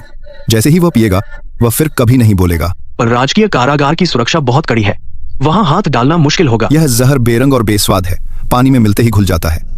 बस एक बूंद लगते ही थोड़ी ही देर में वह 7 छिद्रों से खून बहाकर मर जाएगा। मौत भले ही भयानक हो, पर जहर का पता नहीं चलेगा। बस हृदयाघात से अचानक मौत मान ली जाएगी। तुम खुद जाओ। अगर काम बिगाड़ा तो तुम्हें लौटने की जरूरत नहीं। शिष्य आज्ञा मानता है। वांग जुलांग, क्या तुम्हें लगता है कि वे युआन को गिराकर तुम जीत गए? जब सच में आखिरी जंग छिड़ जाए, सबसे बुरे में पूरी राजधानी को अपने साथ कब्र में ले जाऊंगा। रुको, तुम किस टुकड़ी के हो? तुम्हें पहले कभी नहीं देखा। मैं नया भेजा गया हूँ। बूढ़े वांग की जगह रात की ड्यूटी पर हूँ। यह जे की तरफ से मिला है, वही साहब के लिए आखिरी भोजन। आखिरी भोजन है, कम से कम अच्छे से खाने दो। जाओ, जल्दी करो, अफसर को मत दिखाओ। वजीर साहब, खा लीजिए। जाने से पहले पेट भर लेना चाहिए। तुम कौन हो? जुआनजीजी ने तुम्हें भेजा है? वजीर साहब, आप क्या कह रहे हैं? मैं आपके लिए खाना लाने आया हूँ। तुम्हारे अंगूठे और तर्जनी के बीच सानों की मुद्राओं से सख्त त्वचा बन गई है। तुम ताओवादी साधु हो। क्या जुआनजीजी ने तुम्हें भेजा है मुझे मारने के लिए, ताकि सारे गुनाह मेरे ही सिर पर थोप दिए जाए? पकड़ लो। वे युआन, डू। अब तुम भी देख चुके हो ना, तुमने बड़ी वफादारी से दूसरों के लिए जान लगा दी, लेकिन वे तुम्हें हमेशा के लिए चुप कराना चाहते हैं। मैं बताता हूँ, मैं सब कुछ बताता हूँ। जिनजुन, हत्यारे ने कबूल कर लिया, वह जुआनजीजी का निजी शिष्य है। उसे वे युआन को जहर देकर मारने का आदेश मिला था। और हाँ, वे युआन को जब पता चला कि जुआनजीजी उसे मारना चाहता है, वह वहीं टूट गया और सब कुछ बताने को तैयार हो गया। इस वही इस दिलाव मॉर्ट है। वे युआन ने सब कुछ कबूल कर लिया। पिछले 10 सालों में दरबार की तमाम आफतें और उठा पटक, वफादारों पर जुल्म, ज्यादातर जुआनजीजी ने ही पीछे से आग लगाई। दुष्ट मंत्रियों से साजिश रची, हमारे त्यानकी युग के 10 साल उजाड़ दिए। इस आदमी को खत्म नहीं किया तो देश में शांति नहीं होगी। उसकी साजिश बहुत गहरी है, उसे जिंदा रखना हमेशा एक बड़ा खतरा है। हुई सान ये। हाजिर हूँ। अपने सारे चूहे सैनिक लेकर पूरे शहर की सभी गलियों, गुप्त राहों और चौकियों को बंद करो। हु चिन्यांग, बाई शियनवेंग, लियू शियनचांग, तीनों तरफ से मिलकर काम करो। पूरे शहर में जुआनजीजी को ढूंढो। उसे जिंदा देखना है या मुर्दा देखना है, उसे राजधानी से आधा कदम भी बाहर नहीं निकलने देना। आज्ञा मानता हूँ। जुआनजीजी काले जादू में माहिर है, भागने और भेष बदलने में उस्ताद है। आम पीछा करने वाले उसे नहीं रोक सकते। शाही सैनिकों को आदेश दो, पूरे शहर की घेराबंदी और सख्त करो। हर घर की तलाशी लो। जितने भी ताओ मंदिर यानी जी घर, सुनसान आंगन, सभी की छानबीन करो। कोई भी मत छोड़ो, एक कोना भी नहीं। मैं तुरंत आदेश भेजता हूँ।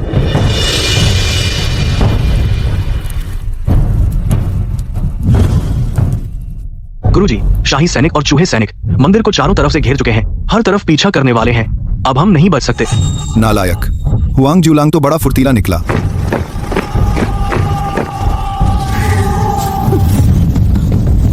वाह, क्या जाल बिछा दिया।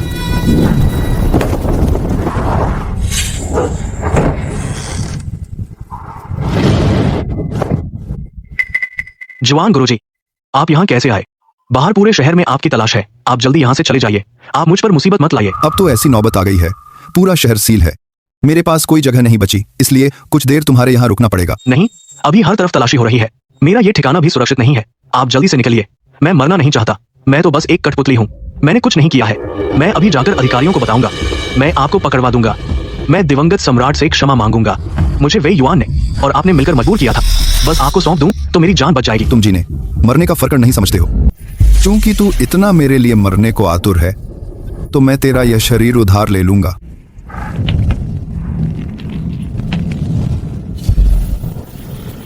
गुरुजी, पूरे शहर में तलाशी और सख्त हो गई है। हमारे लोग एक एक करके पकड़े जा रहे हैं। अब छिपने की कोई जगह नहीं बची। अब वे युआन जेल में है। उसके साथी तितर बितर हो गए। हम पूरी तरह अकेले और बेसहारा हो गए हैं। क्या घबराना, जनशान रुवेई, वे युआन नाकाबिल है। उसने मेरी योजना बर्बाद कर दी। अब मैंने नया जीवन पा लिया है। पलटने का मौका अभी अभी आया है। गुरुजी के पास कोई तरकीब है? हुआंग जुलांग की सबसे बड़ी कमजोरी यह है कि वह असल में एक जंगली जिन्न है, जिसने जबरन पूर्व सम्राट की पहचान ले ली और मानव साम्राज्य पर शासन कर रहा है। नाम सही नहीं, बात भी नहीं बनती। लोग दैवी नियम से डरते हैं, वैध शासन का सम्मान करते हैं और सबसे ज्यादा बुरी आत्माओं के उत्पात से डरते हैं। मैंने जो महामारी ताबीज पहले बनाया था, वह अब काम आएगा। तू बचे खुचे साथियों को लेकर रातों रात शहर के अंदर बाहर घुसकर हर गांव विस्थापितों के ठिकानों पर ताबीज को कुओं और अनाज के गोदामों में दफना दे और नदियों के किनारे। गुरुजी, ये कदम महामारी फैलाने के लिए है, लेकिन बाई शियानवेंग की दवा विद्या इस बीमारी को जड़ से ठीक कर सकती है, तो शायद ये बेकार रहेगी। यह महामारी आम महामारी नहीं है, बल्कि यह विदेशी अंधेरी शक्ति से बनाई गई है। बाई शियानवेंग की आम जड़ी बूटियां सिर्फ लक्षण ठीक कर सकती हैं, जड़ से खत्म नहीं कर सकती। सबसे जरूरी बात, यह महामारी मेरे लिए हुआंग जुलांग को गिराने का सबसे अच्छा हथियार है। महामारी फैलाने के साथ साथ चुपचाप अफवाहें फैलाओ। कहो कि तियानकी में लगातार आपदाएं आ रही हैं। ऐसा इसलिए है क्योंकि गद्दी पर बैठा है कोई असली सम्राट नहीं, बल्कि एक नेवला राक्षस, जिसने मृत शरीर में जान डाल दी है। उसने लोमड़ियों, चूहों, सांपों और साही से गठजोड़ किया, यानी कई जंगली राक्षसों से दरबार में अपना कब्जा जमा लिया और तमंबर मानव संसार की ऊर्जा से अपनी राक्षसी देह को पोषित किया और दुनिया में तबाही मचाई। देवता नाराज हो गए, इसलिए उन्होंने महामारी भेजकर लोगों को दंडित किया। शिष्य समझ गया। राक्षस सत्ता में है, संतुलन बिगड़ जाता है, महामारी फैलती है और लोगों के मन में डर बैठ जाता है। जा रातों रात तैयारी कर। कल सुबह होते ही मैं चाहता हूँ कि पूरी राजधानी में हर कोई जान जाए कि राक्षस ने राज्य उजाड़ दिया है।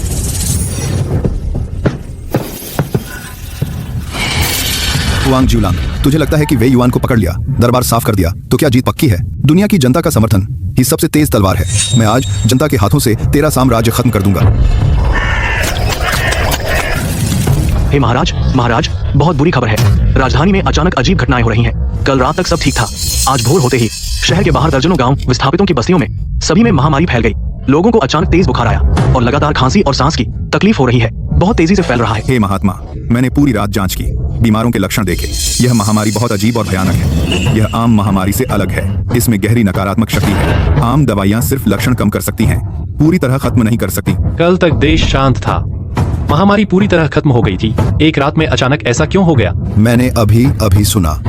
सड़कों पर हर तरफ अफवाहें हैं। लोग कहते हैं कि महाराज पर भूत सवार है। उन्होंने पिशाचों को साथ लाकर दरबार में उत्पात मचाया। देवताओं ने दंड दिया, इसलिए महामारी भेजी। यह जुआन जीजी है। यह साधु हार चुका था। उसने जहरीली महामारी फैलाकर जनता को त्रस्त कर दिया और दोष मुझ पर मर दिया। मैं तुरंत पूरे शहर को बंद करने का आदेश देता हूँ। महामारी का स्रोत ढूंढो, अफवाह फैलाने वालों को गिरफ्तार करो। बेकार है। उसने चेहरा बदल लिया है और छिप गया है। जानबूझकर अपना ठिकाना छिपा रहा है। खोजना बेकार है। अगर वह जनता का दिल जीतने की चाल खेलना चाहता है, मैं भी उसके साथ पूरी तरह खेलूंगा। मैंने कहा था कि उस दिन वाला दर्पण ठीक नहीं था। नेवले की आत्मा ने सिंहासन पर कब्जा कर लिया। लोमड़ी और चूहे की आत्माओं के साथ इन पिशाचों ने दरबार में उत्पात मचाया। दिखने में ये लोगों को बचा रहे हैं, असल में ये जनता की शक्ति चूस रहे हैं। सिर्फ असली राजवंश का वारिस गद्दी पर बैठे, तभी देवताओं का क्रोध शांत होगा और महामारी समाप्त होगी। नहीं तो पूरे शहर के लोग सभी मृत्यु के मुंह में चले जाएंगे। तभी तो दवाइयां काम नहीं कर रही हैं। तो यह पिशाचों का करतूत है। हालांकि बाद देवताओं ने सजा दी है। क्या हमें, अगर हम उस नकली राजा को भगा दें और असली वारिस को लाएं, तो हम बच जाएंगे। महाराज, हे प्रभु, हमें बचाओ। मेरे परिवार में 5 लोग थे, अब सिर्फ मैं बचा हूं। जो खड़ा रह गया हूँ। महामारी इतनी भयंकर है। हे महाराज, कृपा करो, राजधानी की जनता को बचाओ। महाराज के पूर्वज लौट आए हैं। यह तो बहुत बड़ी कृपा थी, लेकिन क्या आप लोगों ने सोचा है, जैसे ही वे लौटे राजधानी पर लगातार मुसीबतें आईं। पहले महल पर बिजली गिरी, फिर बांध टूटे, अब महामारी फैली हुई है। ये सारी घटनाएं, क्या यह सब सिर्फ संयोग है? तुम्हारा क्या मतलब है? जब महाराज के पूर्वज लौटे थे, उनके साथ थे लोमड़ी, नेवला, साही, सांप और चूहा, 5 पिशाच। यह बात पूरे दरबार को पता है। जनता ने भी अपनी आंखों से देखा। धृष्ट दुष्ट। तुम लोगों की ऊर्जा चूसते हो और प्रकृति का संतुलन बिगाड़ते हो। देखो, यह लोमड़ी पिशाच, यह चूहा पिशाच, और वह नेवला, साही और सांप। ये सारे जंगली पिशाच हैं। बेशर्मी से हमारे दरबार में खड़े हैं। अगर यह देश के लिए अभिशाप नहीं तो क्या है? ये महामारी भगवान की राक्षसों के कुशासन की सजा है। वो जो कह रही है सच है। वे सच में राक्षस हैं। मैंने पहले आश्रय स्थल में देखा था। दवा देने वाले यही थे। मैंने सोचा था देवता हैं, असल में राक्षस हैं। बेशर्म, हम भगवान के आदेश पर लोगों को बचाने आए हैं। अरे ना समझ, झूठे इल्जाम मत लगा। कल रात पूरे शहर में श्वान जी की तलाश हुई। खोजते खोजते अचानक ये महामारी आ गई, और तुम जैसा एक नासमझ लड़का भी सामने आया। मुझे लगता है ये महामारी बहुत समय पर आई है। तुम राक्षस तो बहाने बनाओगे ही, लेकिन मैं जियाओयू पिछले सम्राट का असली वंशज हूँ। मैं भले ही छोटा हूँ, लेकिन जानता हूँ कि वैध उत्तराधिकार क्या है। अगर मैं सिंहासन पर बैठूं तो मैं भगवान की इच्छा पर चलूंगा और प्रजा को शांति दूंगा। ऐसे राक्षसों को कभी नहीं बुलाऊंगा। हे प्रिय नागरिकों, जो पिछले सम्राट थे, अच्छी बारिश और अच्छी फसल थी, देश शांतिपूर्ण था। अब राक्षसों का राज है। भगवान ने विपत्ति भेजी है। मैं जियाओयू भले ही नकली राजा हूँ, लेकिन मेरा खून असली है। मैं पिछले सम्राट की तरह मंच पर चढ़कर बारिश के लिए प्रार्थना करूंगा। भगवान से महामारी को धोने की प्रार्थना करूंगा। अगर मैं सच में असली वंशज हूँ, भगवान जरूर बारिश भेजेंगे, महामारी को धो देंगे। पिछले सम्राट का वंशज बारिश मांग रहा है। जब पिछले सम्राट राज करते थे, सच में अच्छी बारिश होती थी। वो दवा देने वाले सच में साही थे, नेवले। मैंने खुद देखा था। रोएंदार इंसानों से अलग, शायद सच में राक्षस हैं। चाहे राक्षस हो या देवता, बस महामारी ठीक हो जाए। जो भी राजा बने, मैं उसे मानूंगा।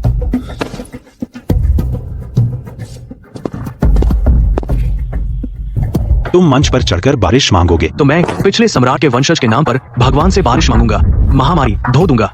अगर भगवान नहीं सुनते तो यह सेवक सजा स्वीकार करेगा। अगर भगवान सुनते हैं तो यह साबित होगा कि मैं ही असली वंशज हूँ और ये महामारी भगवान की राक्षसों के राज को सजा है। पिछले सम्राट यहाँ है, तुम्हारी इतनी हिम्मत। ठीक है, तुम बारिश चाहते हो, मैं तुम्हारे लिए मंच बनवाऊंगा। कल दोपहर इसी द्वार के सामने मैं पूरे दरबार को और पूरे शहर के लोगों को बुलाऊंगा। अगर तुम बारिश ले आए, मैं खुद तुम्हें सही मानूंगा। अगर नहीं ला पाए तो आज पिछले सम्राट पर झूठा आरोप और देवताओं को बदनाम करने के लिए खुद अंदाजा लगा लो। क्या ये जेल के लिए काफी है अपने चाचा वेई के साथ रहने के लिए? यह सेवक महाराज का धन्यवाद, जिन्होंने मौका दिया। चाचा, ये लड़का संदिग्ध है। मैंने जियाओयू के घर की जांच की है। कल रात पहरेदारों ने छानबीन की वो घर पर था, लेकिन आज सुबह उसके लोग अचानक बदल गए। सबके सामने राजा को धमकाने की हिम्मत की। ये जियाओयू स्वभाव नहीं है। वो जियाओयू है ही नहीं। आपका मतलब है कि क्या आपने ध्यान नहीं दिया? शियाओयू के शरीर पर जुआन जीजी की आभा है। कोई अचरज नहीं कि कल रात पूरा शहर छाना और जुआन जीजी कहीं नहीं मिला। This is game. यह बूढ़ा धूर्त शियाओयू के घर में छिप गया। पर शाही सैनिकों ने शियाओयू के घर की तलाशी ली, नहीं मिला जुआन जीजी का कोई निशान। क्योंकि उसने शियाओयू को पहले ही मार दिया है और खुद शियाओयू का रूप बना लिया। भेष बदला, रूप बदला। जुआन जीजी इसमें उस्ताद है। क्या उसने शियाओयू को मार डाला तो कल बारिश की प्रार्थना? वह नकली राजकुमार का चेहरा अपनाएगा, असली वंश के नाम पर गद्दी हड़प लेगा। महामारी उसने फैलाई थी, बारिश लाने के लिए उसके पास काला जादू भी है। वह कर सकता है। जैसे ही वह बारिश लाएगा, महामारी खत्म हो जाएगी, लोग उसका साथ देंगे। महाराज, यह महामारी सच में मुश्किल है। मैंने जांच की है। महामारी में छिपी काली ऊर्जा पाया कि इसमें है प्राचीन विष और अशांत आत्माओं की ऊर्जा। यह आम जादू से ठीक नहीं हो सकता। अगर जुआनजीजी काला जादू से बारिश बुलाए तो बारिश में उसका इलाज जरूर होगा। इसलिए उसकी बुलाई बारिश महामारी मिटा सकती है। बिल्कुल। तब लोग अपनी आंखों से देखेंगे महामारी दूर होते हुए। वे पूरी तरह यकीन कर लेंगे। तो उसे बारिश नहीं करने दो महाराज। मैं अभी जाकर चुपके से तोड़ फोड़ करता हूँ। पर वह जो बारिश बुला रहा है वह काली है। हम जो बारिश मांगेंगे वह सच्ची दिव्य बारिश होगी। वह महामारी को धोएगा और पूरे शहर की बुरी ताकतों को।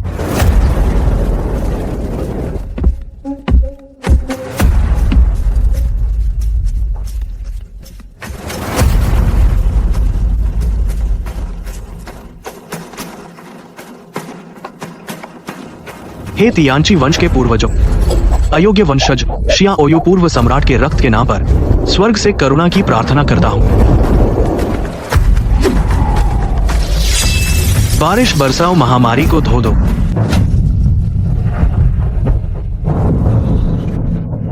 सच में बादल गरजे। क्या वह सच में असली वंशज है? स्वर्ग ने सच में उसकी प्रार्थना सुनी।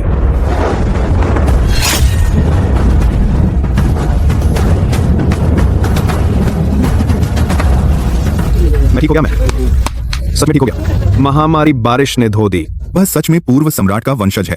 यह बारिश स्वर्ग ने दी है। शियाओयू राजकुमार ही असली उत्तराधिकारी है। शियाओयू राजकुमार को गद्दी पर बिठाओ। असली वारिस को गद्दी दो। दुष्ट, गद्दी छोड़ो, तियानची को शांति लौटाओ। महाराज, स्वर्ग की इच्छा स्पष्ट है। बारिश हो चुकी है, महामारी खत्म हो गई है, लोगों की आवाज आपने भी सुनी है। अगर आप सच में पूर्व सम्राट हैं, तो आपको स्वर्ग और जनता की इच्छा माननी चाहिए। गद्दी त्याग दें। यही हमने तुम्हें रुकने को नहीं कहा था। तुमने पहले ही बारिश कर दी। पहले रुको, इस काली बारिश को रोको। बस इस पूरे शहर को भिगो दो, एक काली बूंद भी न छोड़ना। वही राजगुरु है, वह जुआन जीजी, वह दुष्ट साधु। उसने शियाओयू राजकुमार को मार डाला। उसने भेष बदला है, शियाओयू राजकुमार का भेष। जहर उसने फैलाया था। बारिश का नाटक भी उसने किया था। उसने हम सबको धोखा दिया।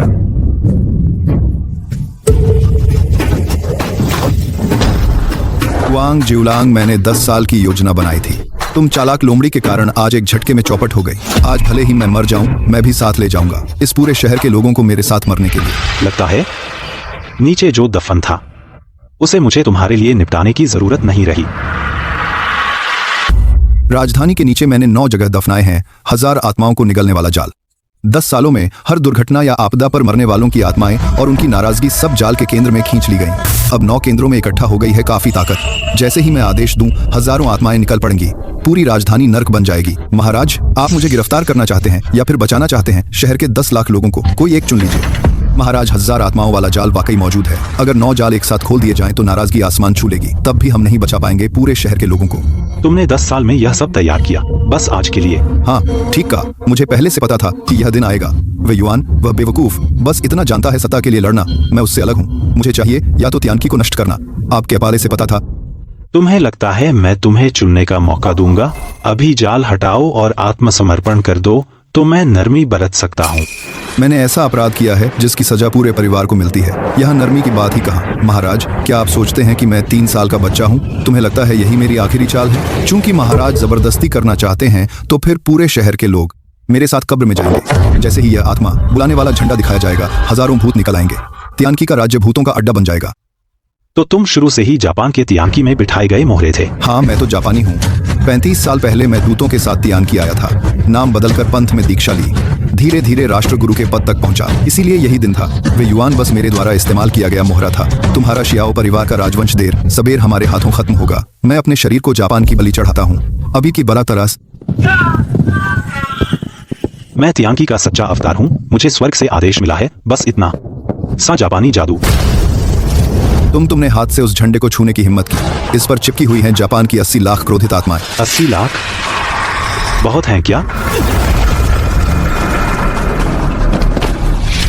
नहीं, नामुमकिन। वह जापान की सदियों से इकट्ठी की गई आत्माएं हैं। यह कैसे हो सकता है? तुम्हारी सदी मेरी नजर में बस एक पल की बात है। चाचा, आप ठीक है ना? मैं ठीक हूँ। इस जापानी जासूस को कालकोठरी की सबसे गहरी कोठरी में डाल दो। ज्यादा पहरा लगाओ, वह अभी काम आएगा। मैं उसका मुंह खुलवाऊंगा। जापान ने तियानकी में जो सब जासूस हैं उन्हें सब खोज निकालो। जैसा आपका हुक्म है। तुम जीत गए, लेकिन तुम अभी पूरी तरह नहीं जीते। जापान मेरा बदला लेगा।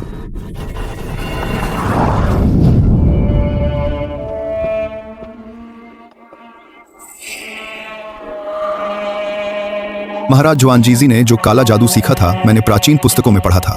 वह जापान के यिन यांग जादूगरों की एक शाखा का उपखंड है, जिसे यिन शादाओ कहते हैं, जो क्रोधित आत्माओं और लाशों की बुरी ऊर्जा से शक्ति पाता है, जो 9000 आत्मा वाले जाल बिछा सकता है। उसके पीछे जो व्यक्ति है, उसकी शक्ति कम से कम पृथ्वी देवता से ऊपर है। जुआन जीजी इन सालों लगातार जापान चीजें भेज रहा था। सिर्फ खुफिया जानकारी ही नहीं, बल्कि तियानकी के हर कोने से इकट्ठा किए गए प्राचीन साधकों के अवशेष और औजारों के टुकड़े। वह हर 3 साल में राजधानी से 6 महीने निकलता है। कहता है कि घूमने जाता है, असल में जापान जाकर हिसाब देता है। तो इन 10 सालों में उसने तियानकी में लूटा और जापान भेजा। यह तियानकी के साधना संसार की जड़ें उखाड़ देगा। बड़ा धूर्त है बूढ़ा। इसीलिए इन सालों तियानकी के इलाके में ऊर्जा लगातार पतली होती गई, तो कोई ले जाकर खाली कर रहा था। मेरा हुक्म सुनाओ। आज से पूरा तट इलाका बंद। नौसेना युद्ध के लिए तैयार रहे। सभी बंदरगाहों पर जापानी जहाजों की सख्त जांच। जिनके पास बुरे यंत्र या तावीज हों उन्हें जब्त कर लो। आपराधिक विभाग और न्यायालय पूछताछ जारी रखें। वे युआन और जुआनजीजी, उनके बयानों का मिलान करो। सभी गुप्त एजेंटों की सूची निकालो। गलत पकड़ना भी मंजूर, लेकिन किसी को छोड़ना नहीं। हुई शाम तुम्हारे चूहों के सैनिक, आज से पूरे देश में सुरंगों का जाल फैलाओ। मुझे तियानकी के हर इंच जमीन के नीचे तुम्हारी नजरें हों। आज्ञा का पालन होगा। जब उन्होंने बिछाया है 35 साल का जाल, मुझे उनके साथ धीरे खेलने में कोई दिक्कत नहीं। दो आए तो दोनों को मारो। तियानकी की सल्तनत उनकी पहुंच से बाहर। भतीजा चाचा जी के साथ जापानी लुटेरों को खत्म करूंगा। तियानकी की रक्षा करूंगा। महाराज के साथ चलूंगा। तियानकी की रक्षा करूंगा।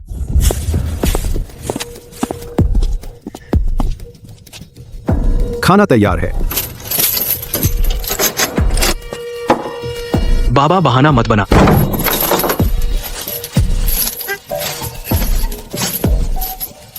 दोनों भाई साहब, मुझे शौच जाना है।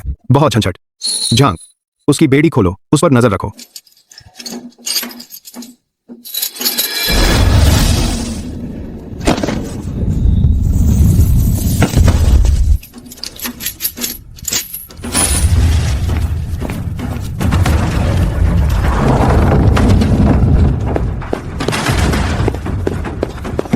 लियो, खाना दे दिया।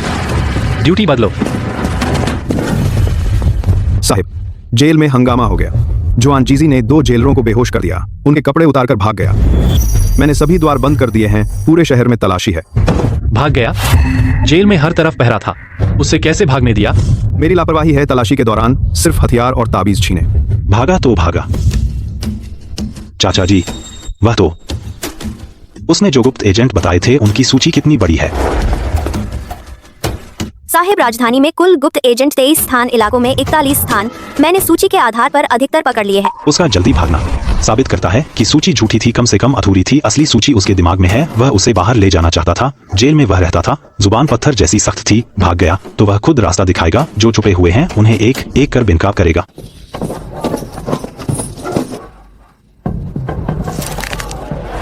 हुआंग जीव लांग, इतना मत इतराओ। असली खेल तो आगे है।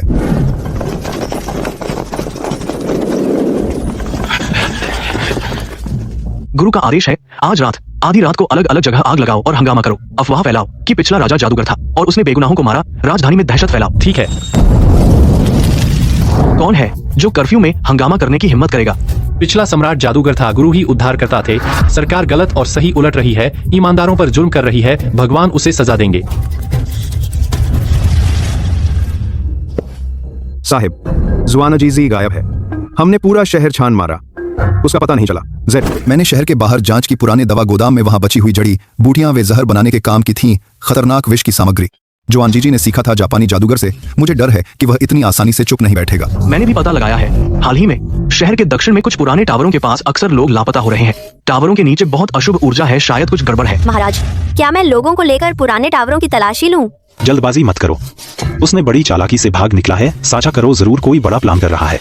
आदेश जारी करो, सभी राज्यों में लापता लोगों के मामलों की सख्त जांच करें। पुराने टावर, वीरान गांव, सामूहिक कब्रें, सब पर कड़ी नजर रखो। मैं देख लूंगा वह आखिर करना क्या चाहता है।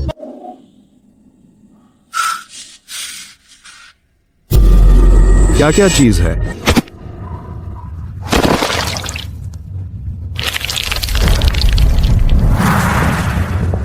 महोदय, चू लगातार 3 गांव हो गए हैं। सभी घटनाएं रात में हुई हैं। मृतकों के चेहरे पर भूतिया निशान हैं। हत्यारे को किसी ने नहीं देखा। लोग कह रहे हैं यह भूतिया सेना का गुजरना है, जो आत्मा खींचकर जान ले लेते हैं। बकवास, दुनिया में ऐसी कोई भूतिया सेना नहीं होती। तुरंत आपात संदेश भेजो। राजधानी को सूचित करो। दुष्ट यंत्र ने जन्म दिया। शान देश का यिन यांग।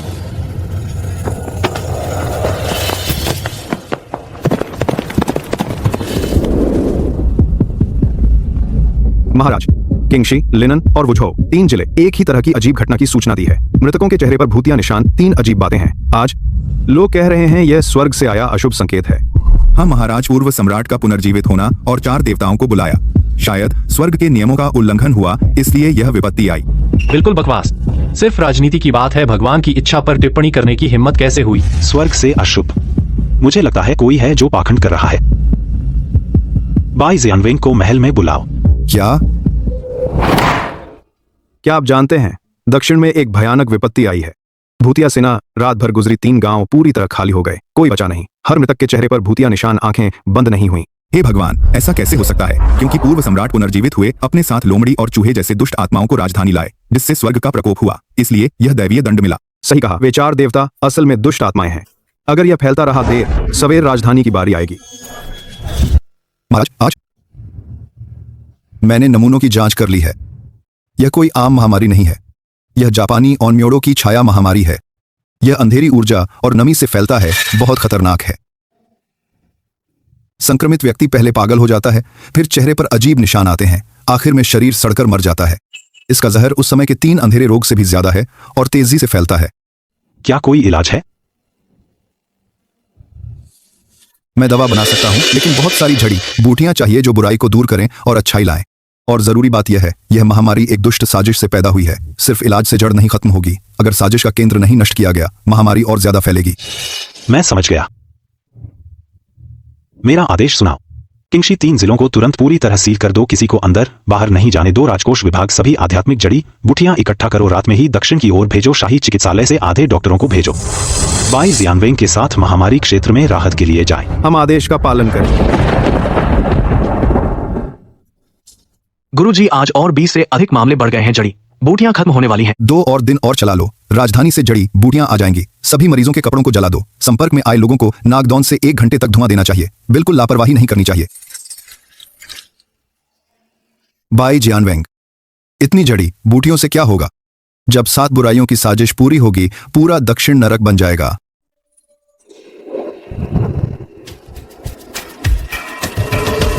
महाराज, मैंने जांच कर ली है। सबसे ज्यादा प्रभावित 3 जिले, बिल्कुल तीनों के पास पिछले राजवंश का एक पुराना टावर है। सच में? जोआनजीजी भाग गया सिर्फ यह साजिश रचने के लिए। टावर तो दशकों से बेकार पड़ा है, आमतौर पर कोई पास नहीं जाता। लियू श्री को बुलाओ, उसे उन टावरों की जांच करने भेजो। साजिश के केंद्र की पूरी जानकारी पता करो। याद रखो, सावधानी से काम करना। मैं समझ गया। मीनार की नींव के नीचे जरूर कुछ। गुरुजी, सब हड्डियां हैं। 7 घातक इंजान यिन ऊर्जा से महामारी का जहर पैदा करता है, फिर यिन सैनिकों का रूप लेकर फैलाता है। शुआन जी, बहुत क्रूर तरीका है।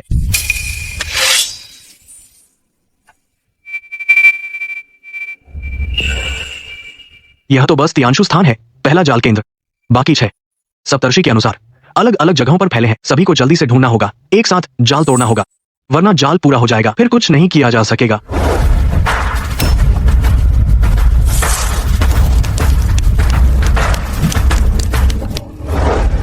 गुरुजी, तो क्या ऐसे ही यह जाल केंद्र टूट गया? बस अस्थायी रूप से दबाया गया है। जाल का मूल है टावर के ऊपर प्रतीक और मुख्य बलि की हड्डी। अगर पूरी तरह नष्ट नहीं किया, 3 दिन में फिर से बहाल हो जाएगा। 7 जाल केंद्र ढूंढने होंगे, एक साथ ताकत लगानी होगी, तभी जड़ से खत्म होगा। तुम लोग यहीं रहकर पहरा दो, मैं राजधानी जाकर जेंजुन को सूचित करूंगा। आत्माओं से जाल बनाना, यह तो बिल्कुल बेरहमी है। इसीलिए लोग कहते हैं यिन सेना का आना असल में कोई दुष्ट है जो पीछे से षड्यंत्र कर रहा है। दोस्तों, शुआनजी नाम का दुष्ट इतनी बेरहमी से प्रजा को नुकसान पहुंचाने की हिम्मत? महाराज, कृपया पूरे देश में तलाशी का आदेश दें। उसे जरूर मृत्यु दंड दिया जाए। 7 घातक यंजाल सप्तर्षि के क्रम में बना है। पहला किंगशी तियांशु स्थान है, बाकी 6 जगहें बाकी 6 तारों से मेल खाती हैं। लियू गुरुजी, तुम 2 टुकड़ी शाही सैनिक ले जाओ। तारों की स्थिति के अनुसार सभी पुराने टॉवरों और खंडहर मंदिरों की जांच करो, जहां मिले उसे सील कर दो। हड्डियों को ठीक से दफनाना, मृत आत्माओं को परेशान न करें। जी, आज्ञा का पालन करूंगा। हुई समय, तुम पिछले 6 महीने के रिकॉर्ड मिलाओ, सभी लापता नागरिकों के केस दस्तावेज। जी, समझ गया। बाकी जाल केंद्रों की स्थिति ढूंढो, जितना जल्दी उतना अच्छा। हे भगवान, दुष्टों को जल्दी भगाओ। यह सब पूर्व राजा ने किया। लोमड़ी, चूहे जैसे दुष्टों को बुलाया, इसी वजह से आया यिन सेना और दैवीय प्रकोप। हाँ, 4 दुष्टों को भगाओ, दुष्टों को मार डालो। हमें पूर्व राजा से मिलना है, उससे कहो दुष्टों को भगाए। पीछे हटो, आगे बढ़े तो विद्रोह समझा जाएगा। हमें डर नहीं, मरकर भी दुष्टों को भगाएंगे। मरकर भी दुष्टों को भगाएंगे। महाराज, बड़ी बुरी खबर है। बाहर हजारों लोग इकट्ठे हैं, सब 4 देवताओं को भगाने की मांग कर रहे हैं। कह रहे हैं कि आप राक्षस हैं, भूतों को बुलाकर दैवीय दंड लाए हैं। बड़ी बेहूदगी है। आम लोगों की भीड़ शासक के बारे में बोलने की हिम्मत कैसे करती है? मैं तुरंत शाही फौज बुलाता हूँ, सभी मुख्य उपद्रवियों को पकड़ लूंगा। जरूरत नहीं, उन्हें किसी ने भड़काया है। तो फिर क्या करें? हम उन्हें ऐसे नहीं छोड़ सकते कि वे उपद्रव करते रहें। महामारी वाले इलाके में जाना है, वह तो मौत को बुलाना है। डरने की बात नहीं, वहां जाकर देखें क्या यही लोग इसके पीछे हैं। जाना है तो जाएं। मुझे विश्वास नहीं कि वे झूठ को सच बता देंगे। चलो, सच जो भी हो वहां पहुंचकर तुम खुद देख लेना।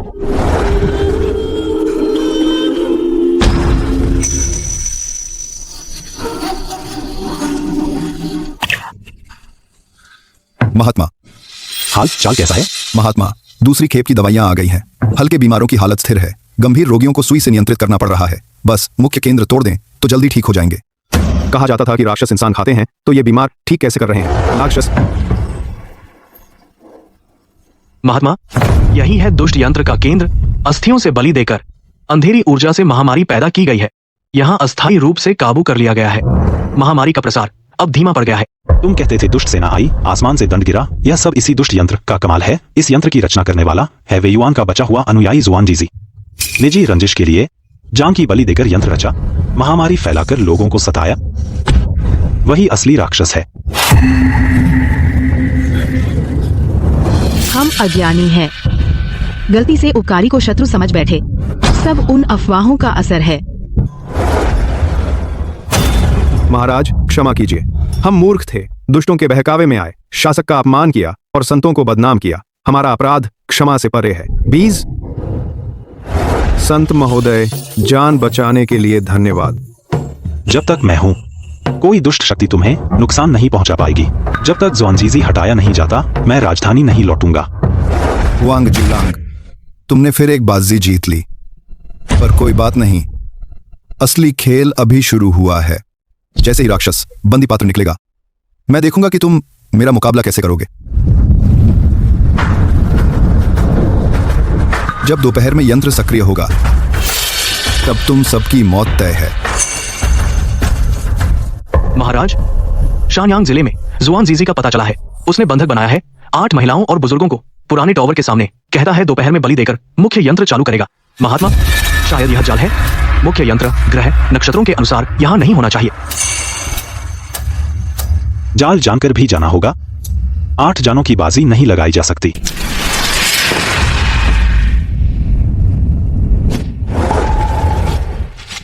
तुम सचमुच आ गए। मुझे लगा तुम देखते रहोगे 8 प्रजा को मरते हुए। मेरी प्रजा यहाँ है तो आना ही था। तुम्हें लगता है तुम उन्हें बचा सकते हो? यह जापान की अनमोल विरासत है। राक्षस, बंधक कटोरा जो तुम जैसे राक्षस का नाश करता है। राजकीय तेज। कैसा लगा? मजा नहीं आया ना? तुम जनता के आशीर्वाद से संभाले हुए राजकीय तेज इस कटोरे के सामने बिल्कुल टिक नहीं पाता। स्वानजीजी, तुमने बड़ी चालाकी से बस इस बहाने मेरे पूर्व सम्राट के पुनर्जन्म के बहाने मुझे राक्षस बता देश को बर्बाद करना चाहते हो। मेरी प्रजा में अशांति फैलाई। इस हालत में मैं आप सबसे कुछ नहीं छिपाऊंगा। मैं असली पूर्व सम्राट शियाओ चे नहीं हूँ। मैं असल में पहाड़ों का पीला नेवला हूँ। पूर्व सम्राट ने मुझे यह भार सौंपा था, तियानकी की रक्षा करने के लिए और आम जनता की रक्षा के लिए। सुन लिया? उसने खुद कबूल कर लिया। वह एक राक्षस है, बिल्कुल पूर्व सम्राट नहीं है। तुम लोग अभी उसका साथ क्यों दे रहे हो? महाराज, मैं आपकी मदद करती हूँ। हवांग जुलांग, तुमने अपने ही हाथों से प्रजा का विश्वास तोड़ दिया। जनता के आशीर्वाद के बिना देखता हूँ अब तू मुझसे कैसे मुकाबला करता है। अपनी औकात नहीं जानता। चाहे वह कुछ भी हो, उसने हमारी जान बचाई। वही हमारे महाराज हैं। हाँ, वही हमारे महाराज हैं। चाहे वह इंसान हो या राक्षस, जो हमारी रक्षा करता है वही अच्छा राजा है। पूर्व सम्राट तो पूर्व सम्राट है, हम उन्हें मानते हैं। सच्चा सम्राट तियानकी की रक्षा करे। असंभव। ऐसा कैसे हो सकता है? उसने खुद मान लिया कि वह राक्षस है। तुम लोग उसे क्यों मानते हो? क्योंकि उसके दिल में प्रजा बसती है और उसके दिल में तियानकी है। तुम्हारी तरह नहीं। लालची इरादे लोगों की जान लेता है। भले ही वह पीला नेवला है, फिर भी वह हमारा तियानकी का रक्षक देवता है। तुम्हें लगता है मेरा राजकीय तेज पूर्व सम्राट होने से है? मेरा राजकीय तेज हमेशा इन जनता से ही मिला है। जनता का समर्थन ईश्वर की इच्छा है। यह असंभव है।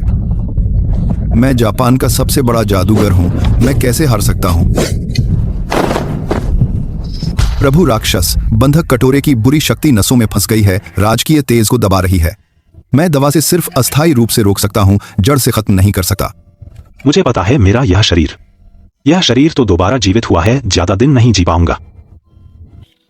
आदेश जारी करो, मेरे घायल होने की खबर छिपा दो। महामारी क्षेत्र में दवा देना जारी रहेगा। मैं समझ गया।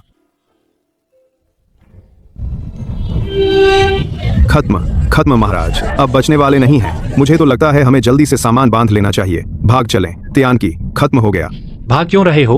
अगर महाराज और बाई गुरु न होते हम तो महामारी में ही मर गए होते। महाराज ने तो हमें बचाने के लिए घायल हुए हैं। बिल्कुल सही। पूर्व सम्राट सच्चे देवपुत्र थे, फिर जादूगर से कैसे हार सकते थे? हम यहाँ बेवजह घबराने की बजाय महल के द्वार पर जाकर प्रार्थना करें। सच्चे देवपुत्र जरूर उबर जाएंगे। पूर्व सम्राट की कृपा हो, सच्चे देवपुत्र की कृपा हो। हे भगवान, पूर्व सम्राट को जल्दी स्वस्थ करें और महामारी को जल्दी समाप्त करें। पूर्व सम्राट अच्छे इंसान थे। अच्छे लोगों का भला जरूर होता है। महाराज देखिए, प्रजा आपकी भलाई याद रखती है। प्रजा का वरदान। अच्छा, यही है प्रजा का वरदान। इस वृद्ध ने हजारों साल तप किया, पर ऐसा अनोखा नजारा कभी नहीं देखा। प्रजा की आस्था ने दिव्य शरीर बनाया और आज सच्चे देवपुत्र ने पूर्ण रूप से पुनर्जन्म ले लिया। सच्चे देवपुत्र के पुनर्जन्म की बधाई। सब उठो।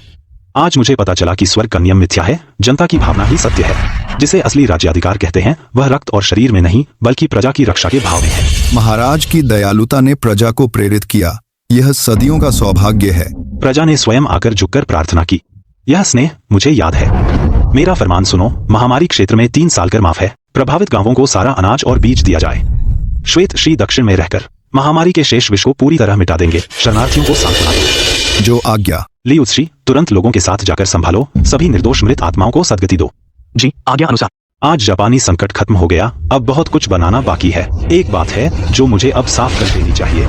मैं असली पूर्व सम्राट शियाओ चेंग हूं। कई साल पहले पूर्व सम्राट स्वयं युद्ध में गए, हारकर चट्टान से गिर गए। वह मुझे जंगल में मिला, उसने राज्य और प्रजा मुझे सौंपी, मुझसे विनती की कि उसके शरीर में लौटूं, आंतरिक विद्रोह शांत करूं और शियाओ वंश की रक्षा करूं। मैंने उसका भार लिया और पूर्व सम्राट के शरीर से महल लौटा। दुष्ट मंत्रियों को खत्म किया, विद्रोही राजाओं को हराया, शासन स्थिर किया, प्रजा की रक्षा की। एक बार संभाला तो इतने साल हो गए। बाद में मेरा पुण्य पूर्ण हुआ, मैंने सिद्धि पाकर स्वर्ग को प्रस्थान किया। मुझे फिर संसार में हस्तक्षेप नहीं करना चाहिए था, पर वेई युआन ने दुश्मन से मिली भगत की, जुआनजीजी ने विद्रोह किया, जापान ने आक्रमण किया, त्यानकी साम्राज्य हिल गया और प्रजा बेघर हो गई।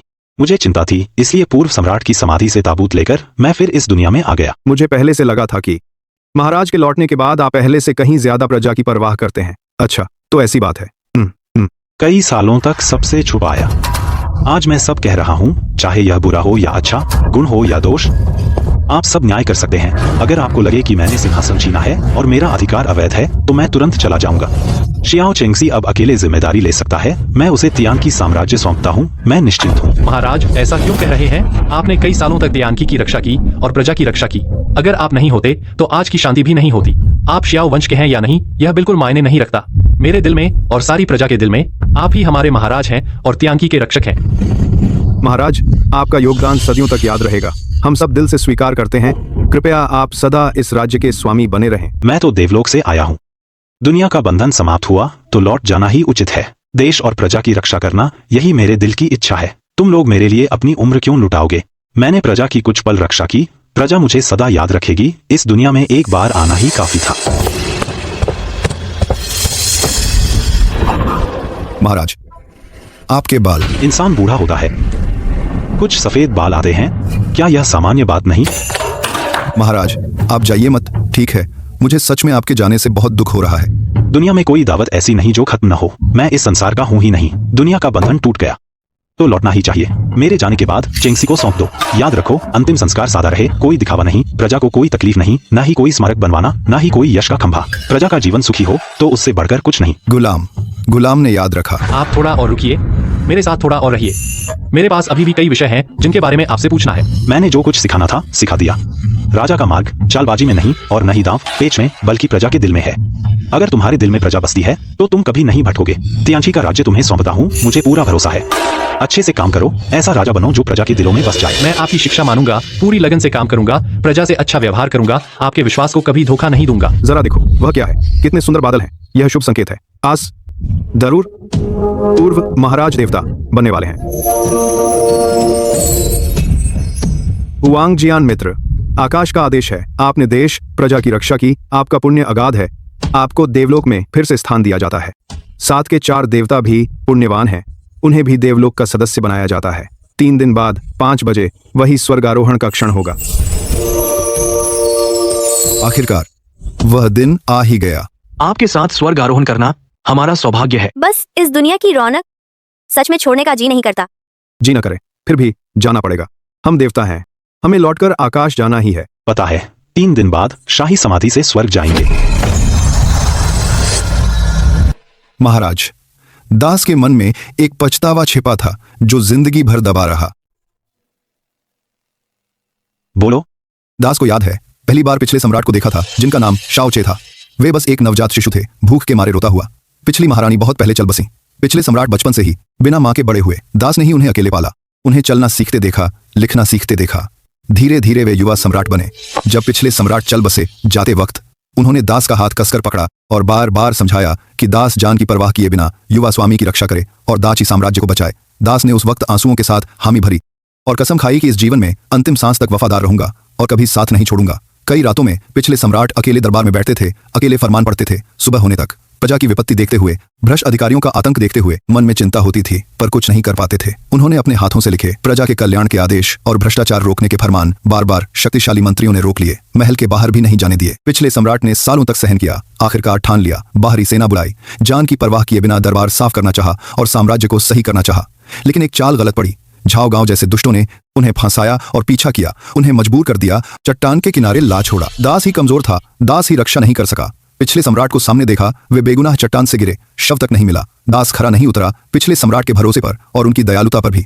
एले कॉरेट एक स्पिंट डब्ल्यू। दास को शाओ परिवार से शर्म आती है और पूरी दुनिया से भी। इस बात के लिए मैंने तुम्हें कभी दोष नहीं दिया। जब शाओचे चट्टान से गिरे थे, मौत के करीब थे, उस समय मैं पहाड़ों में तपस्या कर रहा था, बस देवता बनने का वरदान मांगने वाला था। उनकी आत्मा को शांति नहीं मिली थी, वे प्रजा की चिंता में थे, साम्राज्य का पतन बर्दाश्त नहीं था। इसीलिए उन्होंने अपनी अधूरी इच्छा मुझे सौंपी, मुझसे कहा कि उनका शरीर लेकर दरबार लौटूं, इस बर्बाद मुल्क का मलबा साफ कर दूं।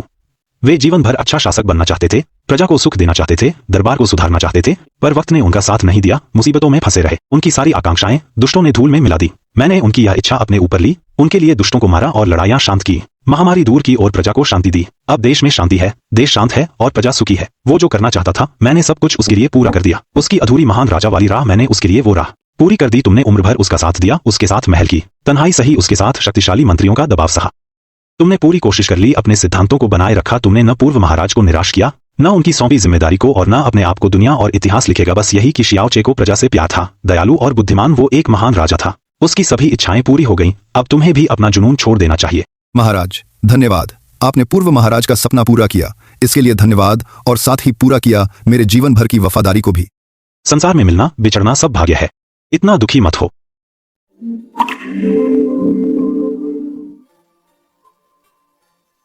महाराज बहुत अच्छे इंसान थे, वो साक्षात भगवान थे। वो जा रहे हैं, हमें उन्हें सम्मान से विदा करना चाहिए। हाँ, उनके बिना हम नहीं होते ये अच्छे दिन।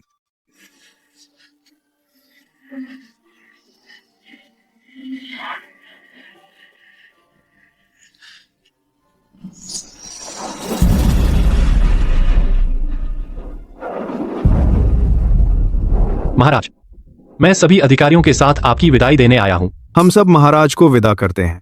ईश्वर करें आपकी यात्रा सुगम हो। सभी उठो, कोई जरूरत नहीं मेरे जाने के बाद। अच्छे से जीना, इस देश को अच्छे से संभालना, प्रजा की अच्छे से रक्षा करना, लोगों की जिंदगी शांति का समय, यही मेरी सबसे अच्छी याद होगी। याद रखना, कोई मंदिर मत बनाना, कोई पूजा मत करना, कोई दिखावा मत करना, अपना ध्यान प्रजा पर रखना, यही सबसे अच्छा होगा। आज्ञा का पालन होगा महाराज। मैंने तियानकी की कई सालों तक रक्षा की, पूर्व महाराज के शरीर में आकर देश की रक्षा का काम किया। अब मेरा पुण्य पूरा हो गया, मुझे देवलोक लौटना चाहिए। मेरे जाने के बाद तियानकी की प्रजा को निरंतर प्रयास करते रहना चाहिए। पूर्वजों की विरासत मत भूलना, मातृभूमि को निराश मत करना। महाराज के देवलोक जाने पर विदाई। देश के रक्षक देवता हमेशा तियानकी की रक्षा करें। चिंगसी, मैं आसमान से तुम्हें देखूंगा, एक अच्छा राजा बनना। भतीजा याद रखेगा, मैं आपके भरोसे पर खरा उतरूंगा। ली देखवान, मेरी चाय अभी खत्म नहीं हुई, जो आधा डिब्बा बचा है तुम्हें देता हूं। महाराज, गुलाम आपसे बिछड़ना नहीं चाहता।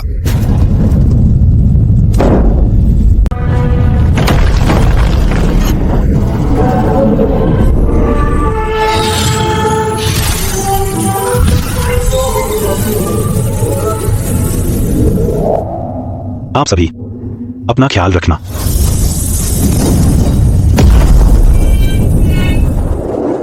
बात उन दिनों की है।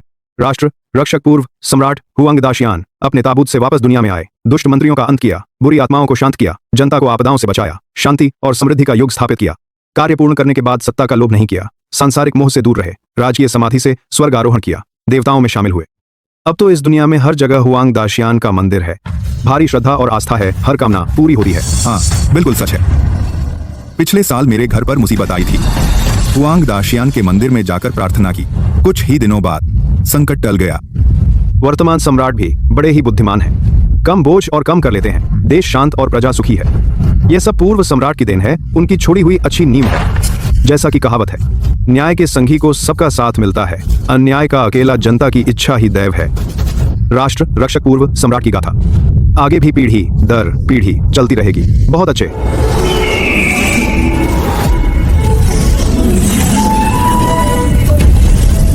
चलो, मैंने 100 साल पुरानी दिव्य मदिरा तैयार की है। आज तुम्हारे स्वागत में दावत रखी है, खूब जश्न मनाएंगे।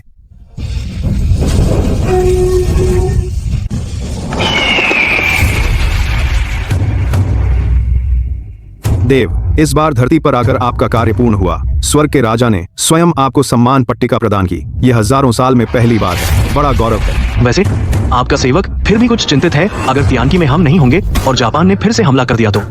मैंने पहले से ही इंतजाम कर रखा है। हुईसान ये के चूहे, सैनिक और सुरंग नेटवर्क पूरे देश में फैल चुका है। फूची नियांग के लोमड़ी वंश के मुखबिर तटीय व्यापारिक घरानों में भी घुस गए हैं। लियू शियानछांग के जल जीव पूर्वी समुद्र की रखवाली कर रहे हैं। बाई शियानवेंग के औषधि सेवक हर प्रांत में तैनात हैं। मैं स्वर्ग में रहकर भी दुनिया पर नजर रख सकता हूँ। जिसने भी तियानकी को छेड़ने की कोशिश की, पहले अपनी जान की परवाह करे कि वह बचेगी या नहीं। देव, आप निश्चिंत रहें। आपके सेवक के चूहे और उनकी संतानें पीढ़ी दर पीढ़ी बढ़ती जा रही हैं।